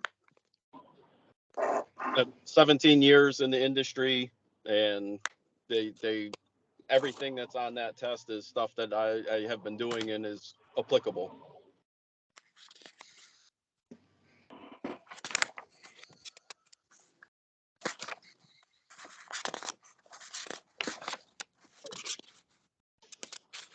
You have a University of Connecticut Bachelor in Agriculture and Natural Resources. You Yes. went on to get your certified operators, distribution, class 3. You went on Yes. to get water treatment plant operator, class 3 as well. How long have you held those? I'm just curious myself. How many of you, did you go down to Gateway Community College and take those classes? I did not. I've been employed as an operator. It would be 17 years under essentially the same employer. We did get bought out, so it changed names at one point. The class, my first class ones, I think were year of employment, and then it takes a couple years. You have to step up. So my class 3s I've probably held for 14 years. Are you currently, you don't currently hold a P6 at this time, is that correct? Correct. So when we got bought out, my job changed a little bit, and I do all of the work that we've talked about. I do work in the road. I put pipe in, put hydrants together, work on hydrants. The only reason I'm applying for the P7 is to be able to work on private property. So I'm actually the opposite. So when you were talking to, I think it was Mr. DeMar, I do those taps, I do those connections in the road already. I work on hydrants, essentially everything that you saying that he needs to be able to do, I'm already doing under the distribution license. And you do have all your classes in with CEC that you've met that criteria. Have you come in front of this board? Yes, and before, I mean, correct. And we told you to come back. I have not come in front of the board before. No, I did not. I applied for the P7. I was denied initially, and Karen with was it the labor department said that I had a couple options. I could go before the board, or I could. She said I was approved for the P6. I mean, I still want to pursue my P7 directly because I feel I have the experience. I have the hands-on experience. I mean, I'm capable of doing everything. And we were doing this as a company. We had 2 P1s under our employee, and the other guy had actually gotten his P6. I wasn't allowed to get my P6, but now I've started my own business. So I'm trying to be able to do the stuff again on the private side. I'm still under the employ of Aquarian Water Company currently. Would you be willing today, as Karen Lehman from the Department of Consumer Protection, she's a licensing analyst, if that's who you're talking about. Travis, does that sound right to you? Yes. Yep. Okay, she's not with the Department of Labor. She's with the Department of Consumer Protection. Okay. Okay, sorry. So would you be okay today to change your application, like Mrs. Lehman had said to you, to a P6? Everybody has to start with a P6. You can't jump to a P7 unless you have 2 years with a P6. Would you be okay with that today, sir? I mean, there's no way to get your P7, No, even sir. with comparable experience? No, sir. We start everybody. You've done the training. You got the classes. You're asking for a P7. Nobody gets the special treatment. Everybody starts with the P6. You take the test. You wait 2 years and you come back. If our board today grants that opportunity, I'm kind of taking a step forward here for you, for my board here. But does that, are you okay with that, taking a P6 at this time? Or do you have other questions? I was already authorized to take the P6 unless that's rescinded as part of coming before this board. I think that you should make it very clear that there's no path to get your P7 directly then, because that's not clear from the application, nor is it clear from any of the documents. And I mean, I guess, you know, it says comparable experience will be considered, and I have hands-on comparable experience. So I guess I just don't understand why I wouldn't be allowed to sit for the P7. I mean, you're telling me that I can't, so if that's the case, then I guess I can't, but. Mr. Valenti has a comment he'd like to make. Mr. Valenti, please. Mr. Moore was first, but I'm seeing in your letter that you mentioned you've worked indoors on entire bathroom remodels and sewer stacks, and this is the work of the P1 and the P2. How are you going from utility work to doing entire plumbing remodels? Because you're not licensed for that either. Well, I didn't I believe I said I assisted in doing that work. We had 2 P1s under employee, and I assisted them with doing that. So that wasn't me directly hands-on doing that work. Inside of buildings? Yes. Yeah, you should have been a P2 apprentice in order to perform that work. As I said, that wasn't me directly doing it. I was working with a P1 in doing it. Yeah, they should have known that you needed to be an apprentice or a mechanic to do that work. So I'm just trying to give you a heads up that that's the work of the plumber. You want a P7, but you haven't gone through the steps of taking the P6. You need to hold the P6. You know, I understand you have great depth in your education. You've done some work with the utility, but you need to go through the proper steps to get to the contractor level. And you're doing journey worker work and apprentice work and not being credentialed. You're moving in the right direction, but a couple of things you're doing could have one of your feet in hot water too, is what I'm trying to tell you. As again, I said, I was not directly doing that work. I was with the P1 assisting. All right, I mean, I'll repeat myself. That doing that work that way is outside the bounds of the law. No matter who directs you or who you're working with. That's the work of the plumber. Or someone that is registered. And I'm just trying to give you a little heads up there. And the same thing you heard with the first 2 folks is that the proper steps is to get the journey worker license and then progress to the contractor license. If you want to open a business, this is just one of a few requirements that you'll have to do along the way. And so on that note, I'd like to make a motion to deny the application for a P6 and encourage the approval, deny the application for a P7 and encourage the approval of the P6. I'll second that motion, Mr. Chairman. Thank you, Vinnie. Thank you, Peter. Do we have any further discussion on these motions? All in favor of denying the P7 and allowing us to change his application to a P6? All in favor, say aye. Aye. Aye. Aye. Deny it? Anybody denying? Anybody abstaining? Yes, Mr. Chairman, just for the record, I abstain on that. Thank you, Mr. Moore. Abstention. Appreciate that. Thank you, Travis Helming. Wish you good luck. Well, I have a couple other questions for you, Sure. if you don't mind. Sure, please. The previous applicant, just so you know, I don't believe that he's thinking that he has to hold a P6 for 2 years.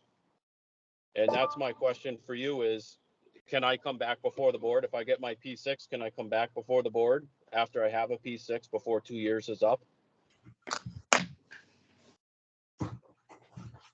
Well, I'm going to answer that one for you. You're going to have to wait. Once you take the P6, you can apply today. Well, actually, you have it in. Jen will contact the licensing analyst, correct, Jen, to let Karen Lehman know that we've changed his application to a P6? Yes, I will contact her. And then Travis, what you're going to do is you're going to then, once you get the approval from the department that you can move forward to P6, you can then contact PSI and probably within 2 days, take that exam, okay? So you can move that Okay. ahead pretty quick, okay? So the other gentleman that was just here, he doesn't have anything, right? So we've told him, just like Mr. Moore told you months ago in a meeting, I believe, was to go to school and get that training out of the way. And that's what we've asked him to do. We're not giving him a freebie. We're asking him to get that P6 paperwork, come back and apply and let us look at that and see if anything changes. That's what we did for him. So he doesn't automatically go to a P7. He'll have to wait as well.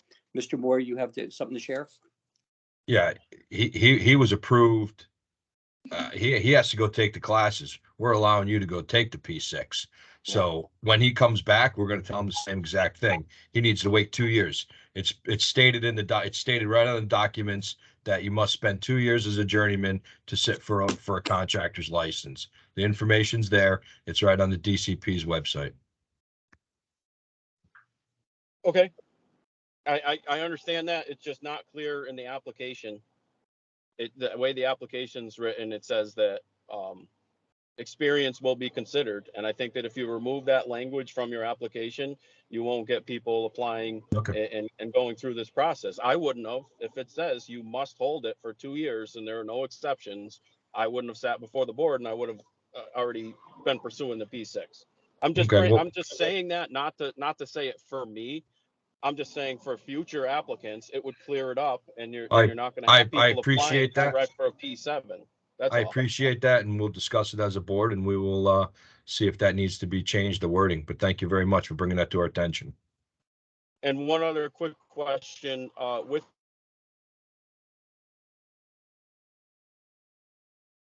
you've cut out, Travis. I'm not sure if you can hear us. Travis? Travis?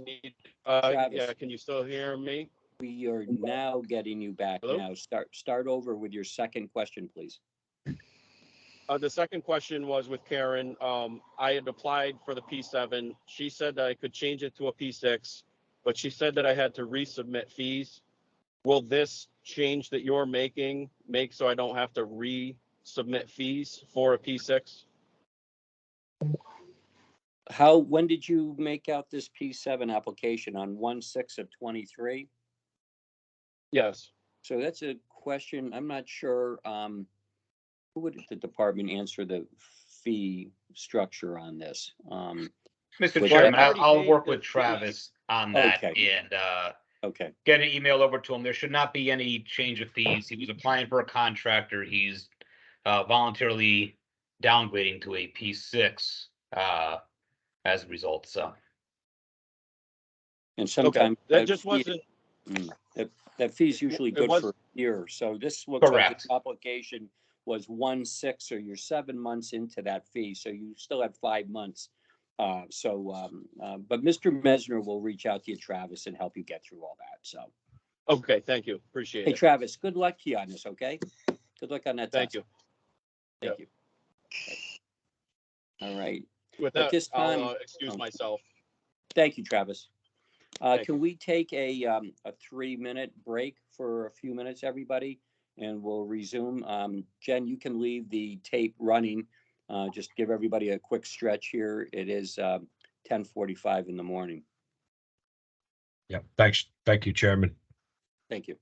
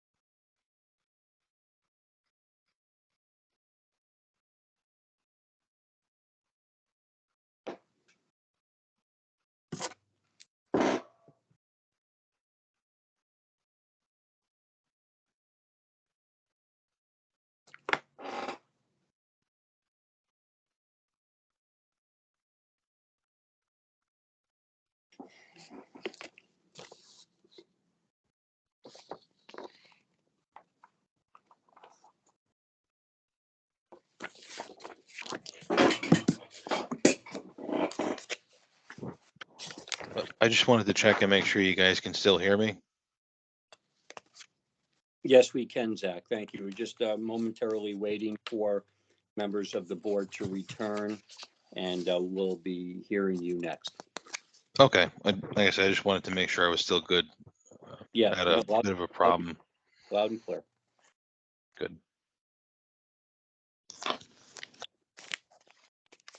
I learned apparently the computer doesn't have a microphone built into it, so I had to get a separate headset.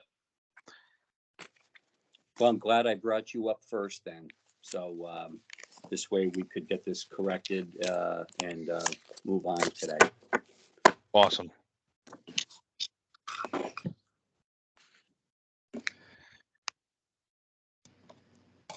When members of the board return, if they could please let us know when they're back on by showing their faces, please.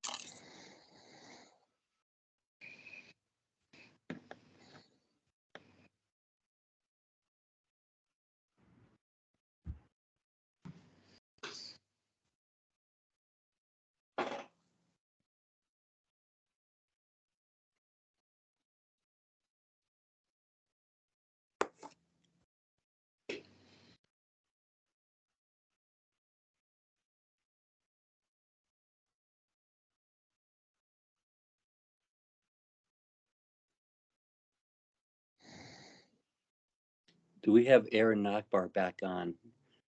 Yes, we do. Okay, great. It looks like we can rock and roll. So we have 1, 2, 3, 4, 5. So we have a quorum. We can get started. Okay, so the next application review under new business is Mr. McFadden, Zachary McFadden. Okay, so Mr. McFadden, can you bring us up to date with your situation, please?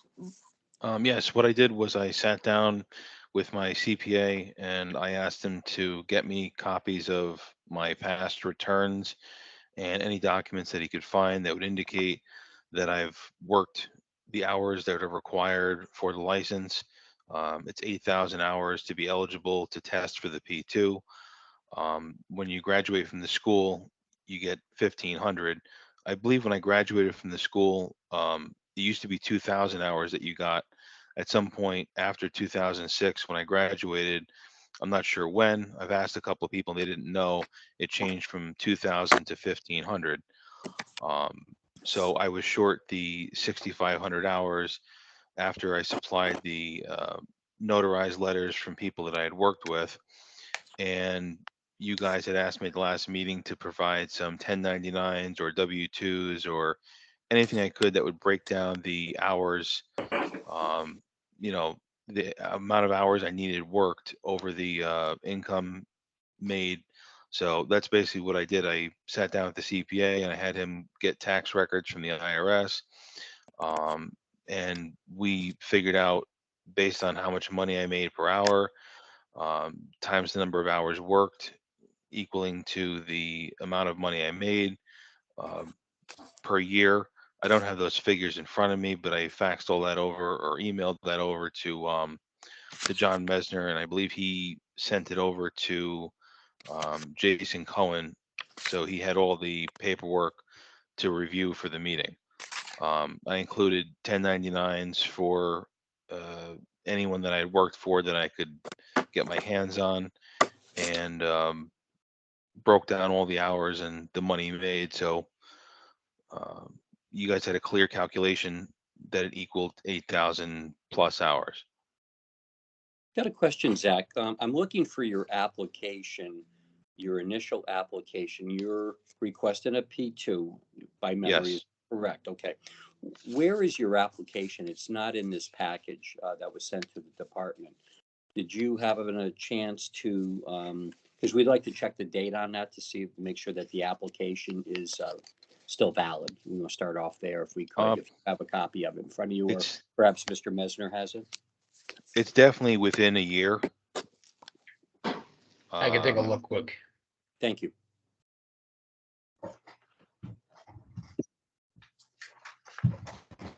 Just want to make sure we're working with an application to start with.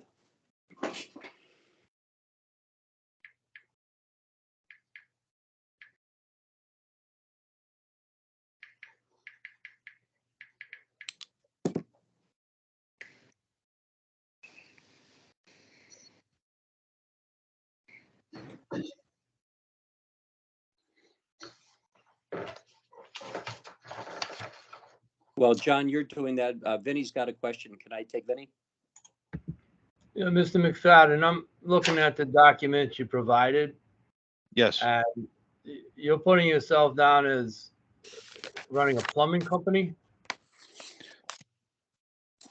Well, it was my father's company. He was the owner of it, and I worked for him. Did he ever register you as an apprentice? He did not. He filled out the paperwork a number of times for it, and it was filled out in various stages and never actually completed, never actually mailed. We found all this stuff after he passed away, and his cause of death was dementia, which started what we noticed around 2014, 2015, a little bit of stuff here and there. We're not sure how far back it went or how forgetful he really was, but he never got around to sending the paperwork out and actually fully processing it. I was under the impression it was taken care of because he told me, don't worry about it. Don't worry about it. You know, just keep working, keep doing what you're doing, and, you know, you'll be all set. And I found out the issues after he had passed away. And what was your schooling? I went to Platt Tech in Milford. I graduated in 2006, and I The submitted plumbing and heating? my yes, plumbing and heating. I And submitted you- my diploma and stuff like that. Have you been working in the business since 2006? I started with him in 2006, and up until about 2016, I was full time with him and a couple other people. Meaning And in then the after, plumbing business?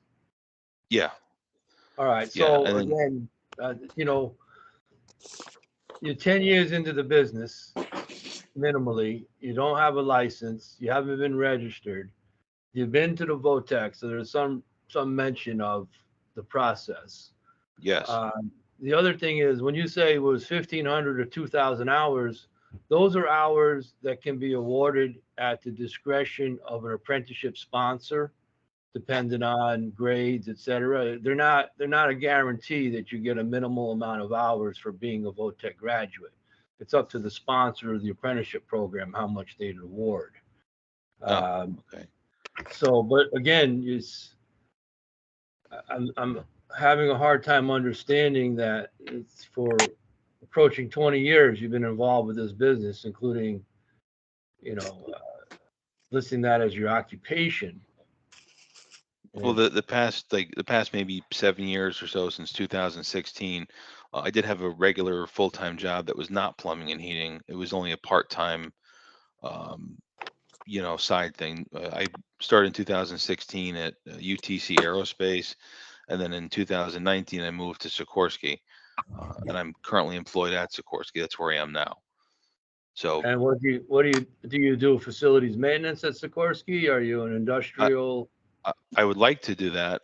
Right now, I work in the aerostructures department. I put the helicopter together with. I'm in the fabrication area. All right. So There's an thank you. opportunity now. That answers.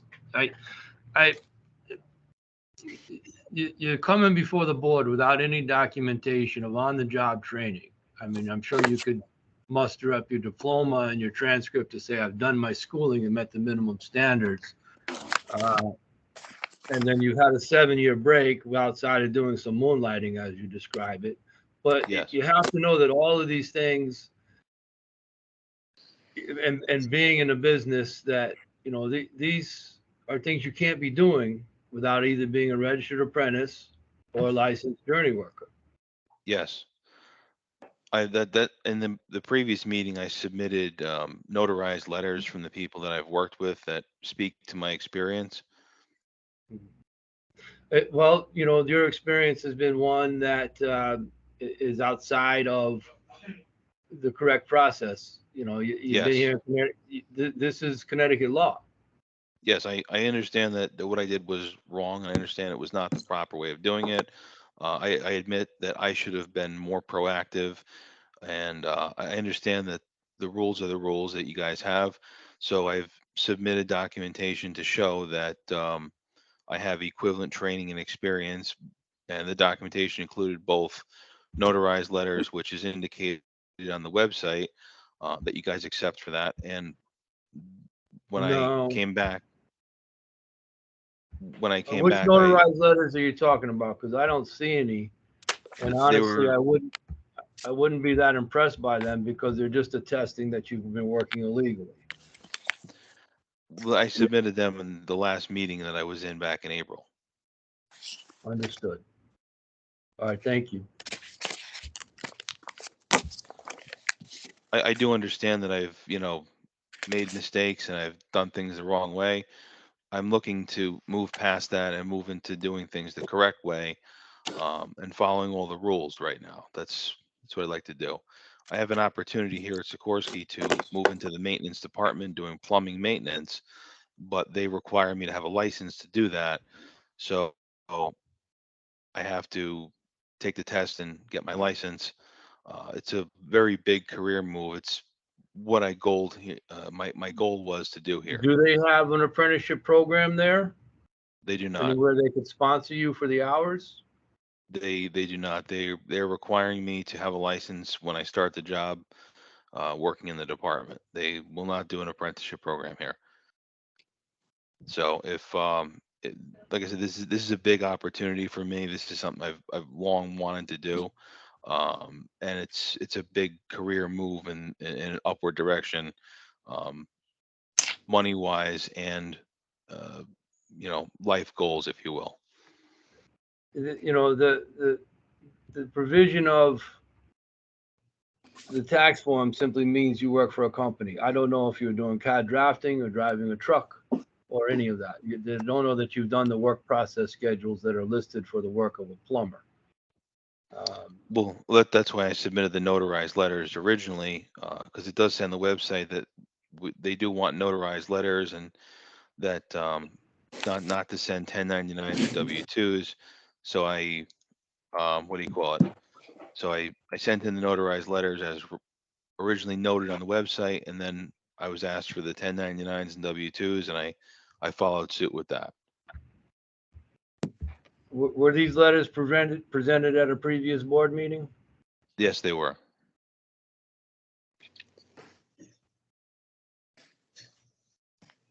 All right, thank you. No problem. Jay Moore, please.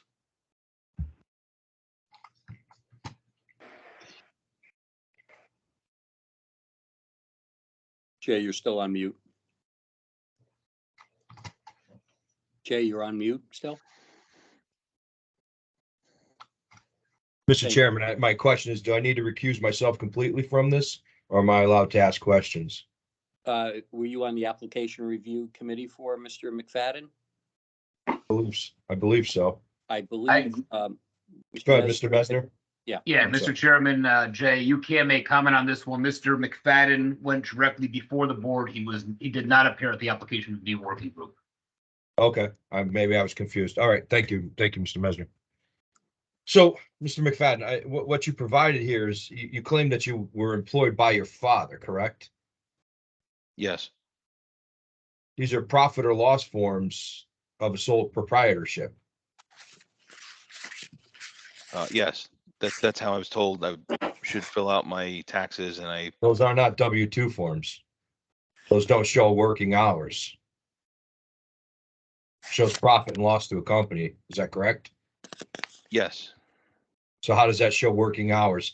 When you came up to those figures that you showed, when you came up to the figures that you showed at the end, all you did was take profit and loss and divide it by hours to come up with that number. Is that correct? Yeah. Is that how you came up with those numbers? Well, what I did was I figured out how much I made per hour, and I divided that over the amount of money that I made and figured out a number of hours. So, but you were working for your father at this point when these were filled out. My correct? father. It was for my father, and then also for a friend of mine. Should be 2 W-2s for 2 of the years there. One for 2000. These aren't W-2s. I don't see W-2s. I mean, I'm sorry, 1099. Yeah. I'm sorry, 1099 is my mistake. Yeah, W-2 shows that you actually work for a company. This doesn't show that you worked for a company. It shows you were sole proprietorship of a company. It shows profit and loss of the company. So the profit made, if I see it by the breakdown of your hours of work, you took the profit, right? And figure out an hourly wage and multiplied the time the hour, and figured out the hours that it would be eligible for in 14, 15, 16, 17, 18, and 19. Yes, that's But again, my question is these forms are not W-2 tax forms. They're profit and loss forms for a company. I don't actually have which you are listed as sole proprietor on it. I don't actually have the W-2s. I've never been given W-2s. I was only given 1099s.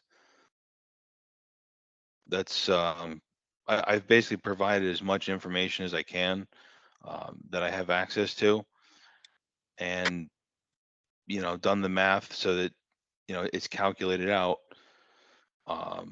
with a simple equation of the hourly wage that I worked divided by the amount of money that I made, equaling a number of hours. So, on paper, it shows that I made so much money and I worked so many hours, and it What'd you adds do in up the to- interim? So in 2019, you made $5,400 at $15 an hour. What'd you do? What'd you do in the meantime to survive? I worked at UTC from 2016 to 2019, and then in 2019 I moved to Sikorsky, and I've been there since. If you notice, there's like a drop off in the amount of money and the amount of hours I worked in 2016, 17, and 18, and so on. That's because I got a job full time at UTC Aerospace, and I was only doing the plumbing part time. And then when my father died in 2019, I stopped doing the plumbing.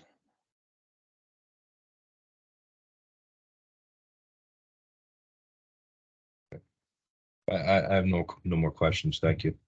Thank you. Vinny Valenti, please.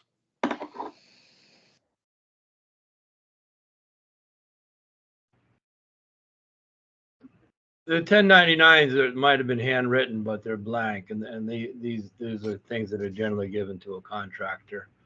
I find it, Mr. McFadden, even if it was taken at face value that the hours you calculated, you're not allowed or able to award yourself 1,500 hours. You were not sponsored as an apprentice anywhere.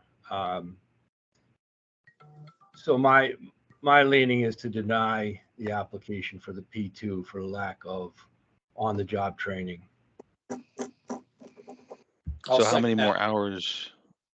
How many more hours would I have to have? 8,000 registered apprenticeship, because I don't see anything here proving, you might have letters saying you did this and that, but you've been doing a full-time gig in an industrial facility. Again, your moonlighting is outside of the purview of the law. You're working in people's houses. Vinny, you hit mute. Okay. Yeah, I apologize. I'm just, you've been involved in around the business, a family business. I'm very sympathetic that, I'm sorry you lost your pop, but this is not the path to licensing. You have to be registered, document these things, and I don't see any way that I would move towards approving your application. So even though I've documented through income and divided over dollars per hour made, equaling that amount of hours. What I'm saying is that that's not proof. It's proof that you filed taxes. It doesn't prove you did the work. Even though the notarized letters I submitted along with that coincide with it. Pete Ferry, please. Mr. Chairman, every other person that we approve to sit for a P2 is a registered apprentice, correct? That is correct. I can't make the exception.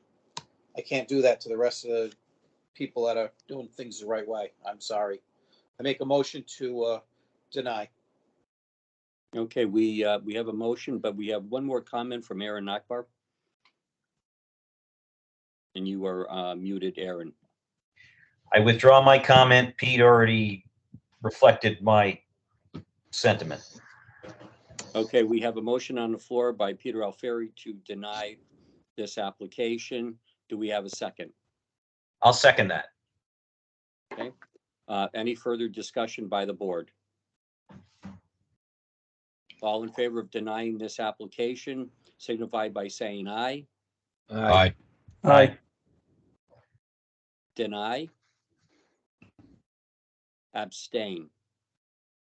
I abstain as chairman of the board because Mr. McFadden has reached out to me personally many times on the phone after being directed to speak with Mr. Mesner directly. And going forward, I please, Mr. McFadden, please respond to the department, not through the board members or chairs, please. Okay. Okay. What's my next step now to obtain my license? Apprenticeship training and job related hours to accommodate. So you have your high school hours, as Mr. Valenti had told you earlier. However, you need to be registered as an apprentice, and your hours of on-the-job training. Also, you've got your classroom-related instruction, so you're all set there with your diploma from Platt Tech, right? So you have the Yes. plumbing, partial heating out of that as well, hydronic heating. So what you'll have to do is get a registered company to, in good standing, an apprentice sponsor, as we discussed earlier, and get registered as an apprentice. So I'd have to leave my job here at Sikorsky and go work for someone else. If you choose to go the plumbing route. If you want to stay where you are, you certainly have a job. You have no hardship there. However, you have to meet the requirements for apprenticeship training in order to sit for a P2. You need to get those hours documented, sir. So the documentation that I provided of the notarized letters for the people that I worked with and the tax documents are not enough documentation to show the amount of hours needed. That is correct. Again, it's not registered time under a contractor. It's not registered. We need registered time under a good standing sponsor. Even though it says on the website that it's equivalent training and experience. Today, you did not show enough. We were asking for notarized stuff. You got to show plumbing, but you don't. But it's not even registered time. I really don't want to go backwards here. Mr. Chairman, if I may. Please, Mr. Messenger. Just for the record, Mr. McFadden, and just to address, because equivalent experience is brought up several times today throughout this board meeting. Equivalent experience is for those that are applying for licensure from out of state typically. So those are individuals that may have gone through an apprenticeship out of the state of Connecticut. Those might be individuals where there is no licensure out of the state of Connecticut that are applying through equivalent experience that then supply us with notarized documentation of their employment along with the required schooling to prove equivalency to Connecticut standards for the occupational credential, which it is that they are seeking. With that being said, Mr. McFadden, as indicated previously through 2 board meetings and in the conversations that were had, the only pathway for you in the state of Connecticut is through apprenticeship. You need an apprenticeship. That is all. So I have to start again at 0, and then when I get the apprenticeship, that 1,500 hours applies because it's under a registered apprenticeship, and go from there.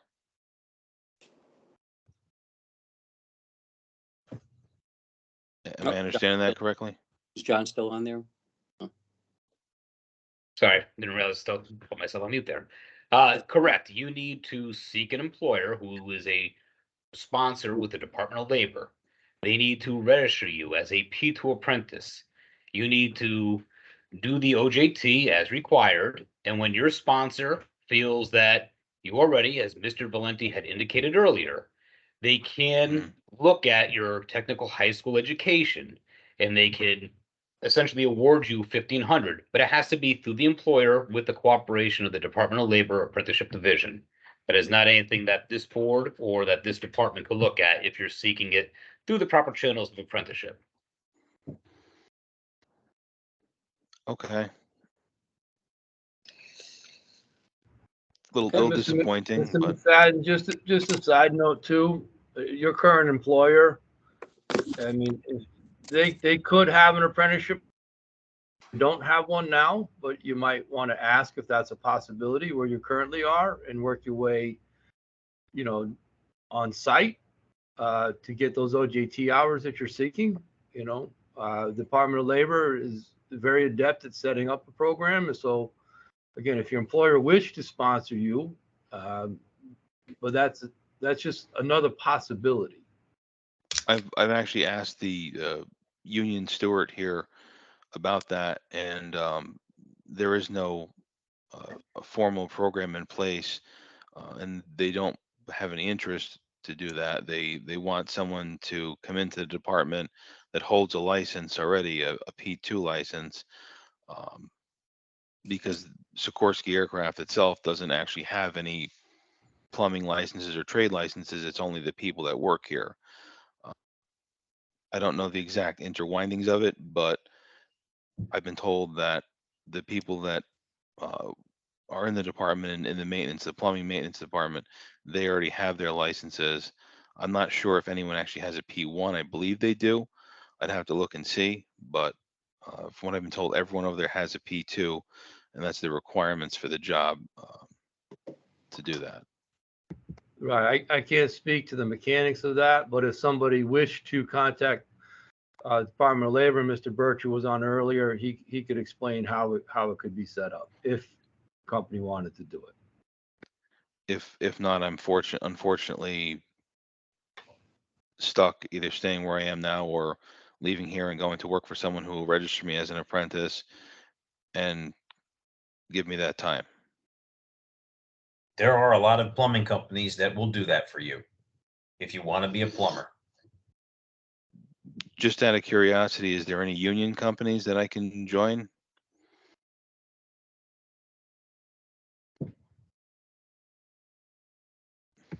You can apply for the apprenticeship. Small point of disclosure. I'm the training coordinator for the local here, but we don't, you can make an application anywhere. There's no guarantee that you would get in. There's many possibilities out there, Mr. McFadden. And I think contacting the Department of Labor, if you Google just the term CT apprenticeship and they have a list of sponsors there, we'd be on that list. Others would be on that list. But no matter how you look at it, with the self-award of 1,500 hours, you're short of a P2. You still need to be sponsored as a P2 to complete the 4 years of OJT. You need to get with a sponsor that will consider your education, work together with the DCP on, just getting to the right channels. You're minimally short on a P2, if not completely short to meeting the legal requirements. We can't change that. What you're asking us to do, we can't do it. It's not even in our ability. You have to meet the requirements to become a P2 mechanic, and that includes the P2 apprenticeship here. And you're just not there yet, sir.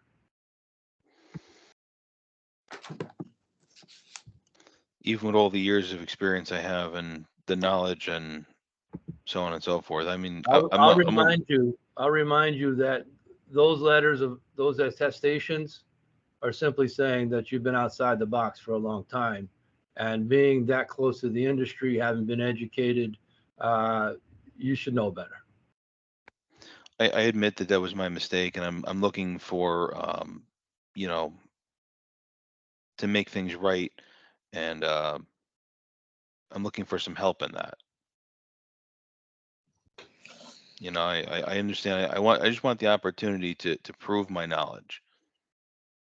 You have your opportunity that Mr. Valenti has just sent to you. Go to that CT website with the Department of Labor, get the sponsors out there, and start writing yourself up a letter to other companies that are approved sponsors in good standing, and start an apprenticeship, a proper apprenticeship. And as far as joining like the plumbing union goes, is that a difficult process? Does any of you guys know about that? Again, just point of disclosure, yes, I'm quite familiar with it. You'd have to make an application here, and then that would be processed, and you could get an interview with the apprentice committee, but it's a long, deliberate process. We don't just take classes on unless there's work demand. So I would say that honestly, worker to worker, you've got a good gig where you are. I would think that that's really what you want to try to concentrate on. I can't tell you personally, but I can tell you that you have not met the minimum requirements to sit for a P2 by any standard. And that's up to you to make that happen and that's the DOL Office of Apprenticeship and the DCP Office of Professional Licensing. You got to hit those marks, not ours. Okay. Would the union, if I applied for the union, would they, have a job for me? As an apprentice to start with? Even this close to the source, I would say there's no guarantee of that. You have to apply like everybody else and go through the selection process. Okay. Bird in hand, bird in the bush, figure it out. Yeah, my thing is I've never actually, I don't know the actual thing. Like, do I start working at a company and then become union, or do I could become union and then You start have working for to, the company? I'm gonna have to stop you there. You have to take whether you're working for a merit shop or a union shop off the table. The basic requirement is that you get the on-job training. All right? Yeah. I can't, the other option, the other things are not under the purview of the plumbing board. I'm just mentioning it because that happens to be my job and I'm trying to answer your question. Yeah. What I'm telling you, and is that as a P1 license holder and an apprentice graduate and having done this for 30 years, is that you fall short of the mark. Okay, and it's up to you as a professional to contact the proper agencies and get to that place. Okay. I guess the next thing is decide whether I want to leave here and go become an apprentice or stay here and Again, we here. can't carry on. We can't carry on with an internal debate. I'd like to move the motion to deny the application. Second that. Yep. So we already did that. Further discussion there, gentlemen, at the board level? If not, all in favor of denying this application, say aye. Aye. Aye. That's the second motion that was made. That's the second aye that happened. Yep. So it was already done. Okay. We already denied it. Yep. So we retract that. It was already denied. My apologies. That means we really denied it. Yes. Yes. Thank you for your time, Mr. McFadden. Thank you. Thank you, guys. I appreciate it. Thank you. I'm gonna disconnect now. Yes. Yes. Yes. Okay. Bye. Okay, further, under old business, the continuing education curriculum is being worked on by committee members. We've had some people out of the country. Excuse some me? sorry. Chairman, go ahead, Yeah, Jennifer. I we think we had the same thing. Yeah, we skipped over Marcus Bird. Oh. He's been patiently waiting too, Mr. Bird. He's been sitting there. Oh. Where is Mr. Bird? Okay.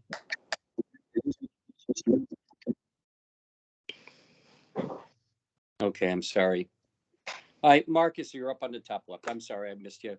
There's something sitting up there, letters going over it, so I apologize. How are you today, sir? Pretty good, sir. Hey, thank you for your patience this morning. I know it's been a long meeting. Would you like to let us know what you're here for today, sir? I was coming in front of the board trying to get a P2.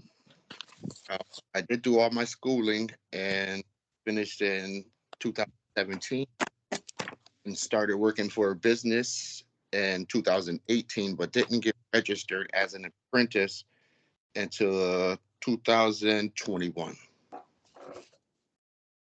I currently still work for the same business.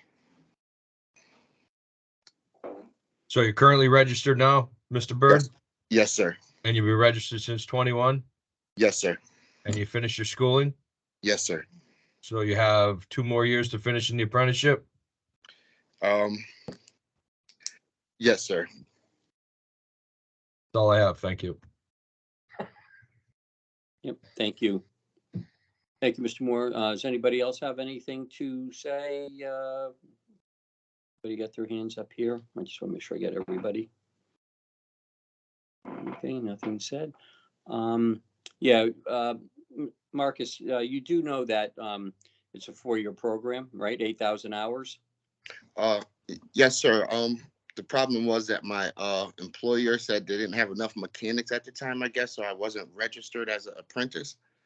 But I have been in the field since 2018. So were you working for that individual or someone else during that period when you were not registered? The same individual. Same individual. Why didn't he have you registered? Do you have any reason for that? He says for the lack of mechanics.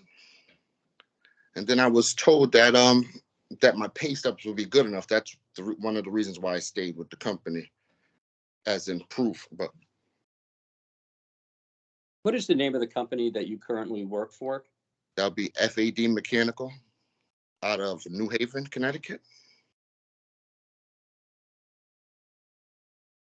And that's F what now, company? FAD Mechanical. FAD Mechanical. Yes, sir. Because if you're not a registered apprentice during a certain amount of time, your time is not being registered towards your 8,000 hours. So, and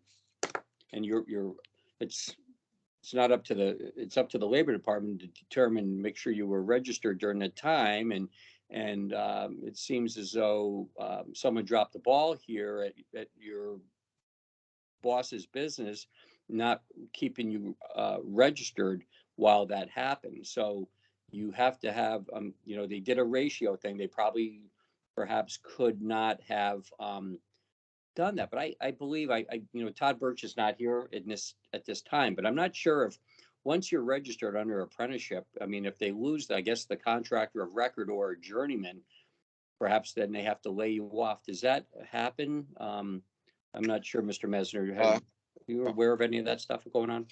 No, I was never laid off. I was continue working the whole time.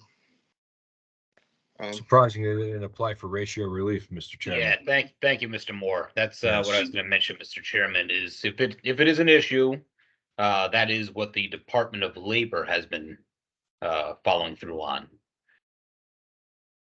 which is ratio relief. Okay. So they had it, Mr. Bird, they had an avenue to register you. They could apply to the state for ratio relief, which I'm very sure they're familiar with. They could have applied to that and had probably been approved and provided you with the apprenticeship you were seeking. So maybe in return, when you return to work today, you can ask them if they were familiar with ratio relief and how come they didn't apply to put you on it. Yes, sir. At this time, are you currently, Marcus Bird, registered? Do you have an apprentice card in your pocket at this time? Yes, sir. And is it a current card? Yes, sir. Okay, very good. Well, at this point, I think you're going to have to complete your apprenticeship with the company. And when you complete the hours, your boss will then send a letter over to the Department of Labor apprenticeship training and tell them that you'll be ready for your form letter from them stating that you've completed the apprenticeship training. Yes, sir. Does anybody have anything else for Mr. Bird at this time? No, sir. I make the motion to deny. I second it. Okay, we have a motion by Mr. Moore, a second by Mr. Alfieri to deny the application, the P2 application. Any further discussion? Having none, all in favor of denial, say aye. Aye. Aye. Deny. Abstain. So moved. Good luck, Mr. Bird. You got a couple of years left. Keep at it. Yes, sir. Thank you, sir. Thank you for appearing today. Yes, sir. Bye-bye now.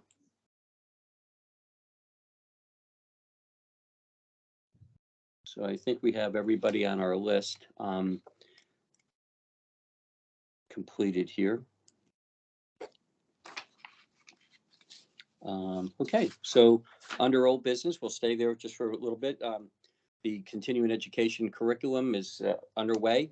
We should probably be meeting shortly once everybody gets back from their respectful summer vacations and other purposes. And I'm hoping, I had mentioned to Mr. Cohen yesterday that we should be, we might have something in probably 3 weeks, and that I will call a special meeting, and we all can attend if we wish, and we'll all have a list of the materials as well beforehand.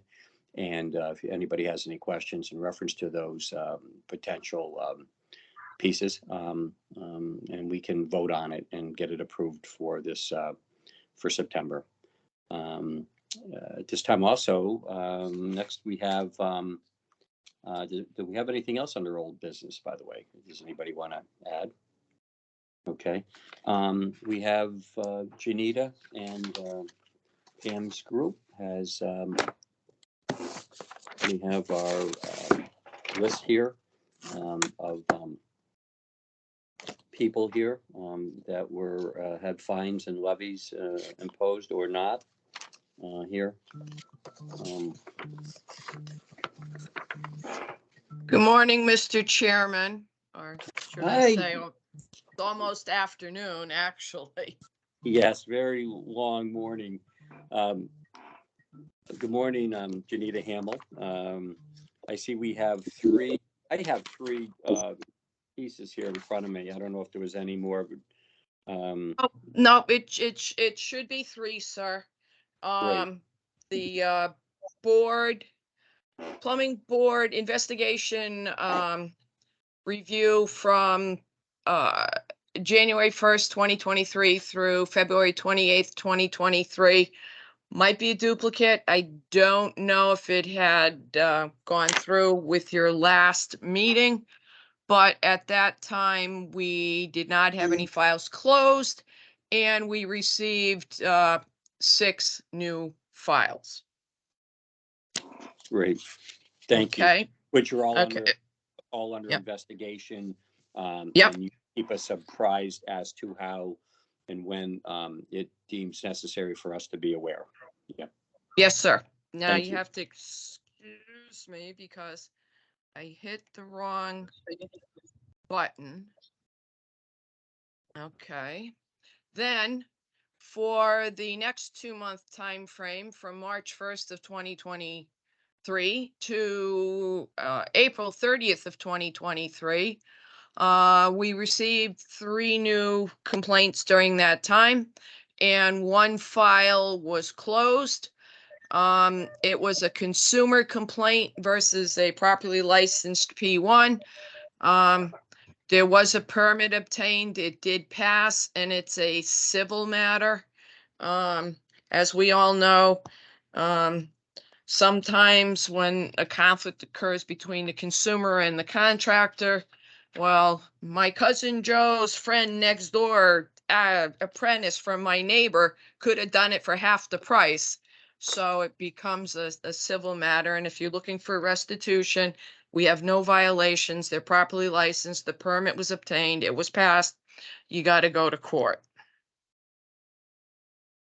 Okay. Thank you. Then on the last one from May 1st of 2023 through June 30th of 2023, it was a busy month. We got a busy 2 months. We got 10 new complaints in and 3 files were closed. Okay. For the first one, there was a site inspection performed and completed. All were properly licensed or registered, proper ratio followed. So we're good there. There is a properly licensed plumbing P1 and S1 in the company. Unfortunately, the inspector, when he entered the site inspection information, hit on Ross Mechanical in their home improvement registration for the company instead of the P1 for the company itself. Since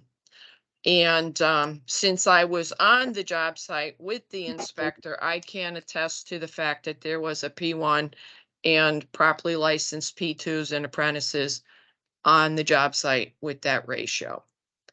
The next one again was part of a site inspection, completed the site inspection.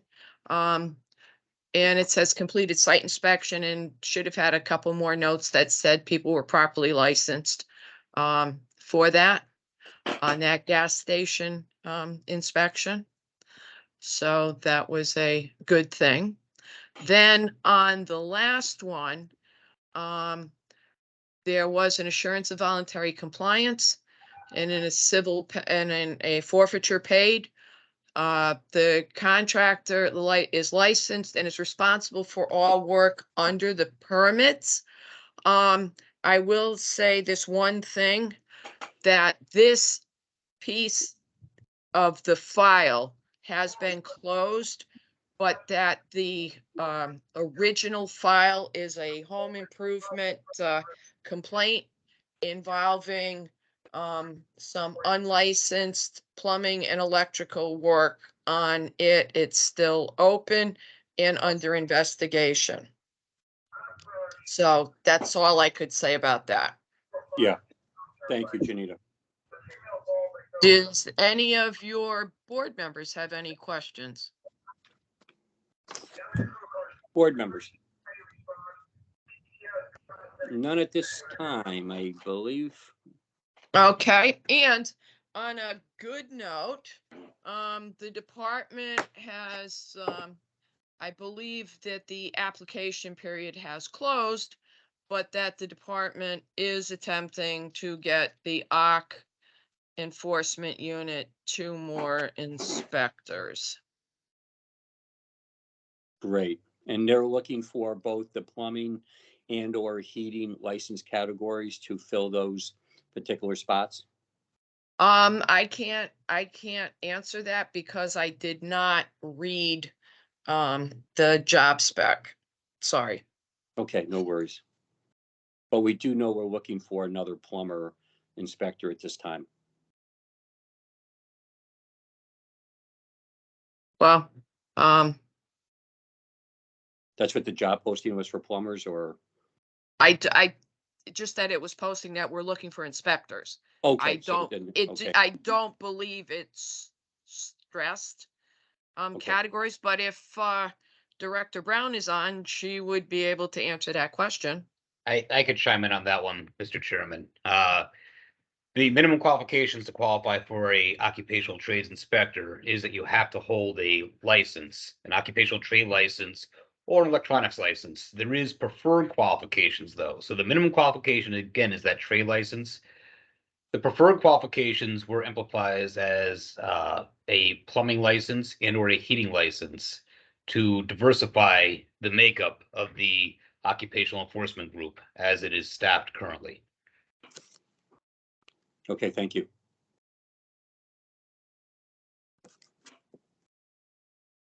Thank you, Okay. Mr. Mesner. Any additional questions? Does anybody have any questions for Inspector Hamel?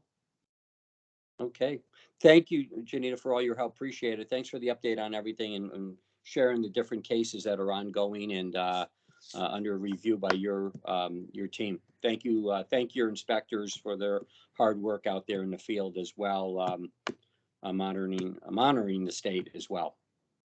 Oh, we thank you. Thank you. Okay. Does anybody else have any comments or concerns, or are we ready to make a motion to adjourn for the day? Motion to adjourn. A second. Very good. All in favor, say aye. Aye. Aye. Deny? Aye. Deny. You're denied. Abstain? Everybody have a great summer. We'll see you back in October, but we'll be having a quick emergency meeting next month to get this curriculum okay by everyone. Thank you, everybody. Please stay healthy, stay hydrated, everybody, okay? Have a good one. Stay cool. Bye. Thanks, everybody. Have a great day. Bye. You as well. Have a good day, everybody. you. Thank you. You too. Thank you. Thanks, Janita.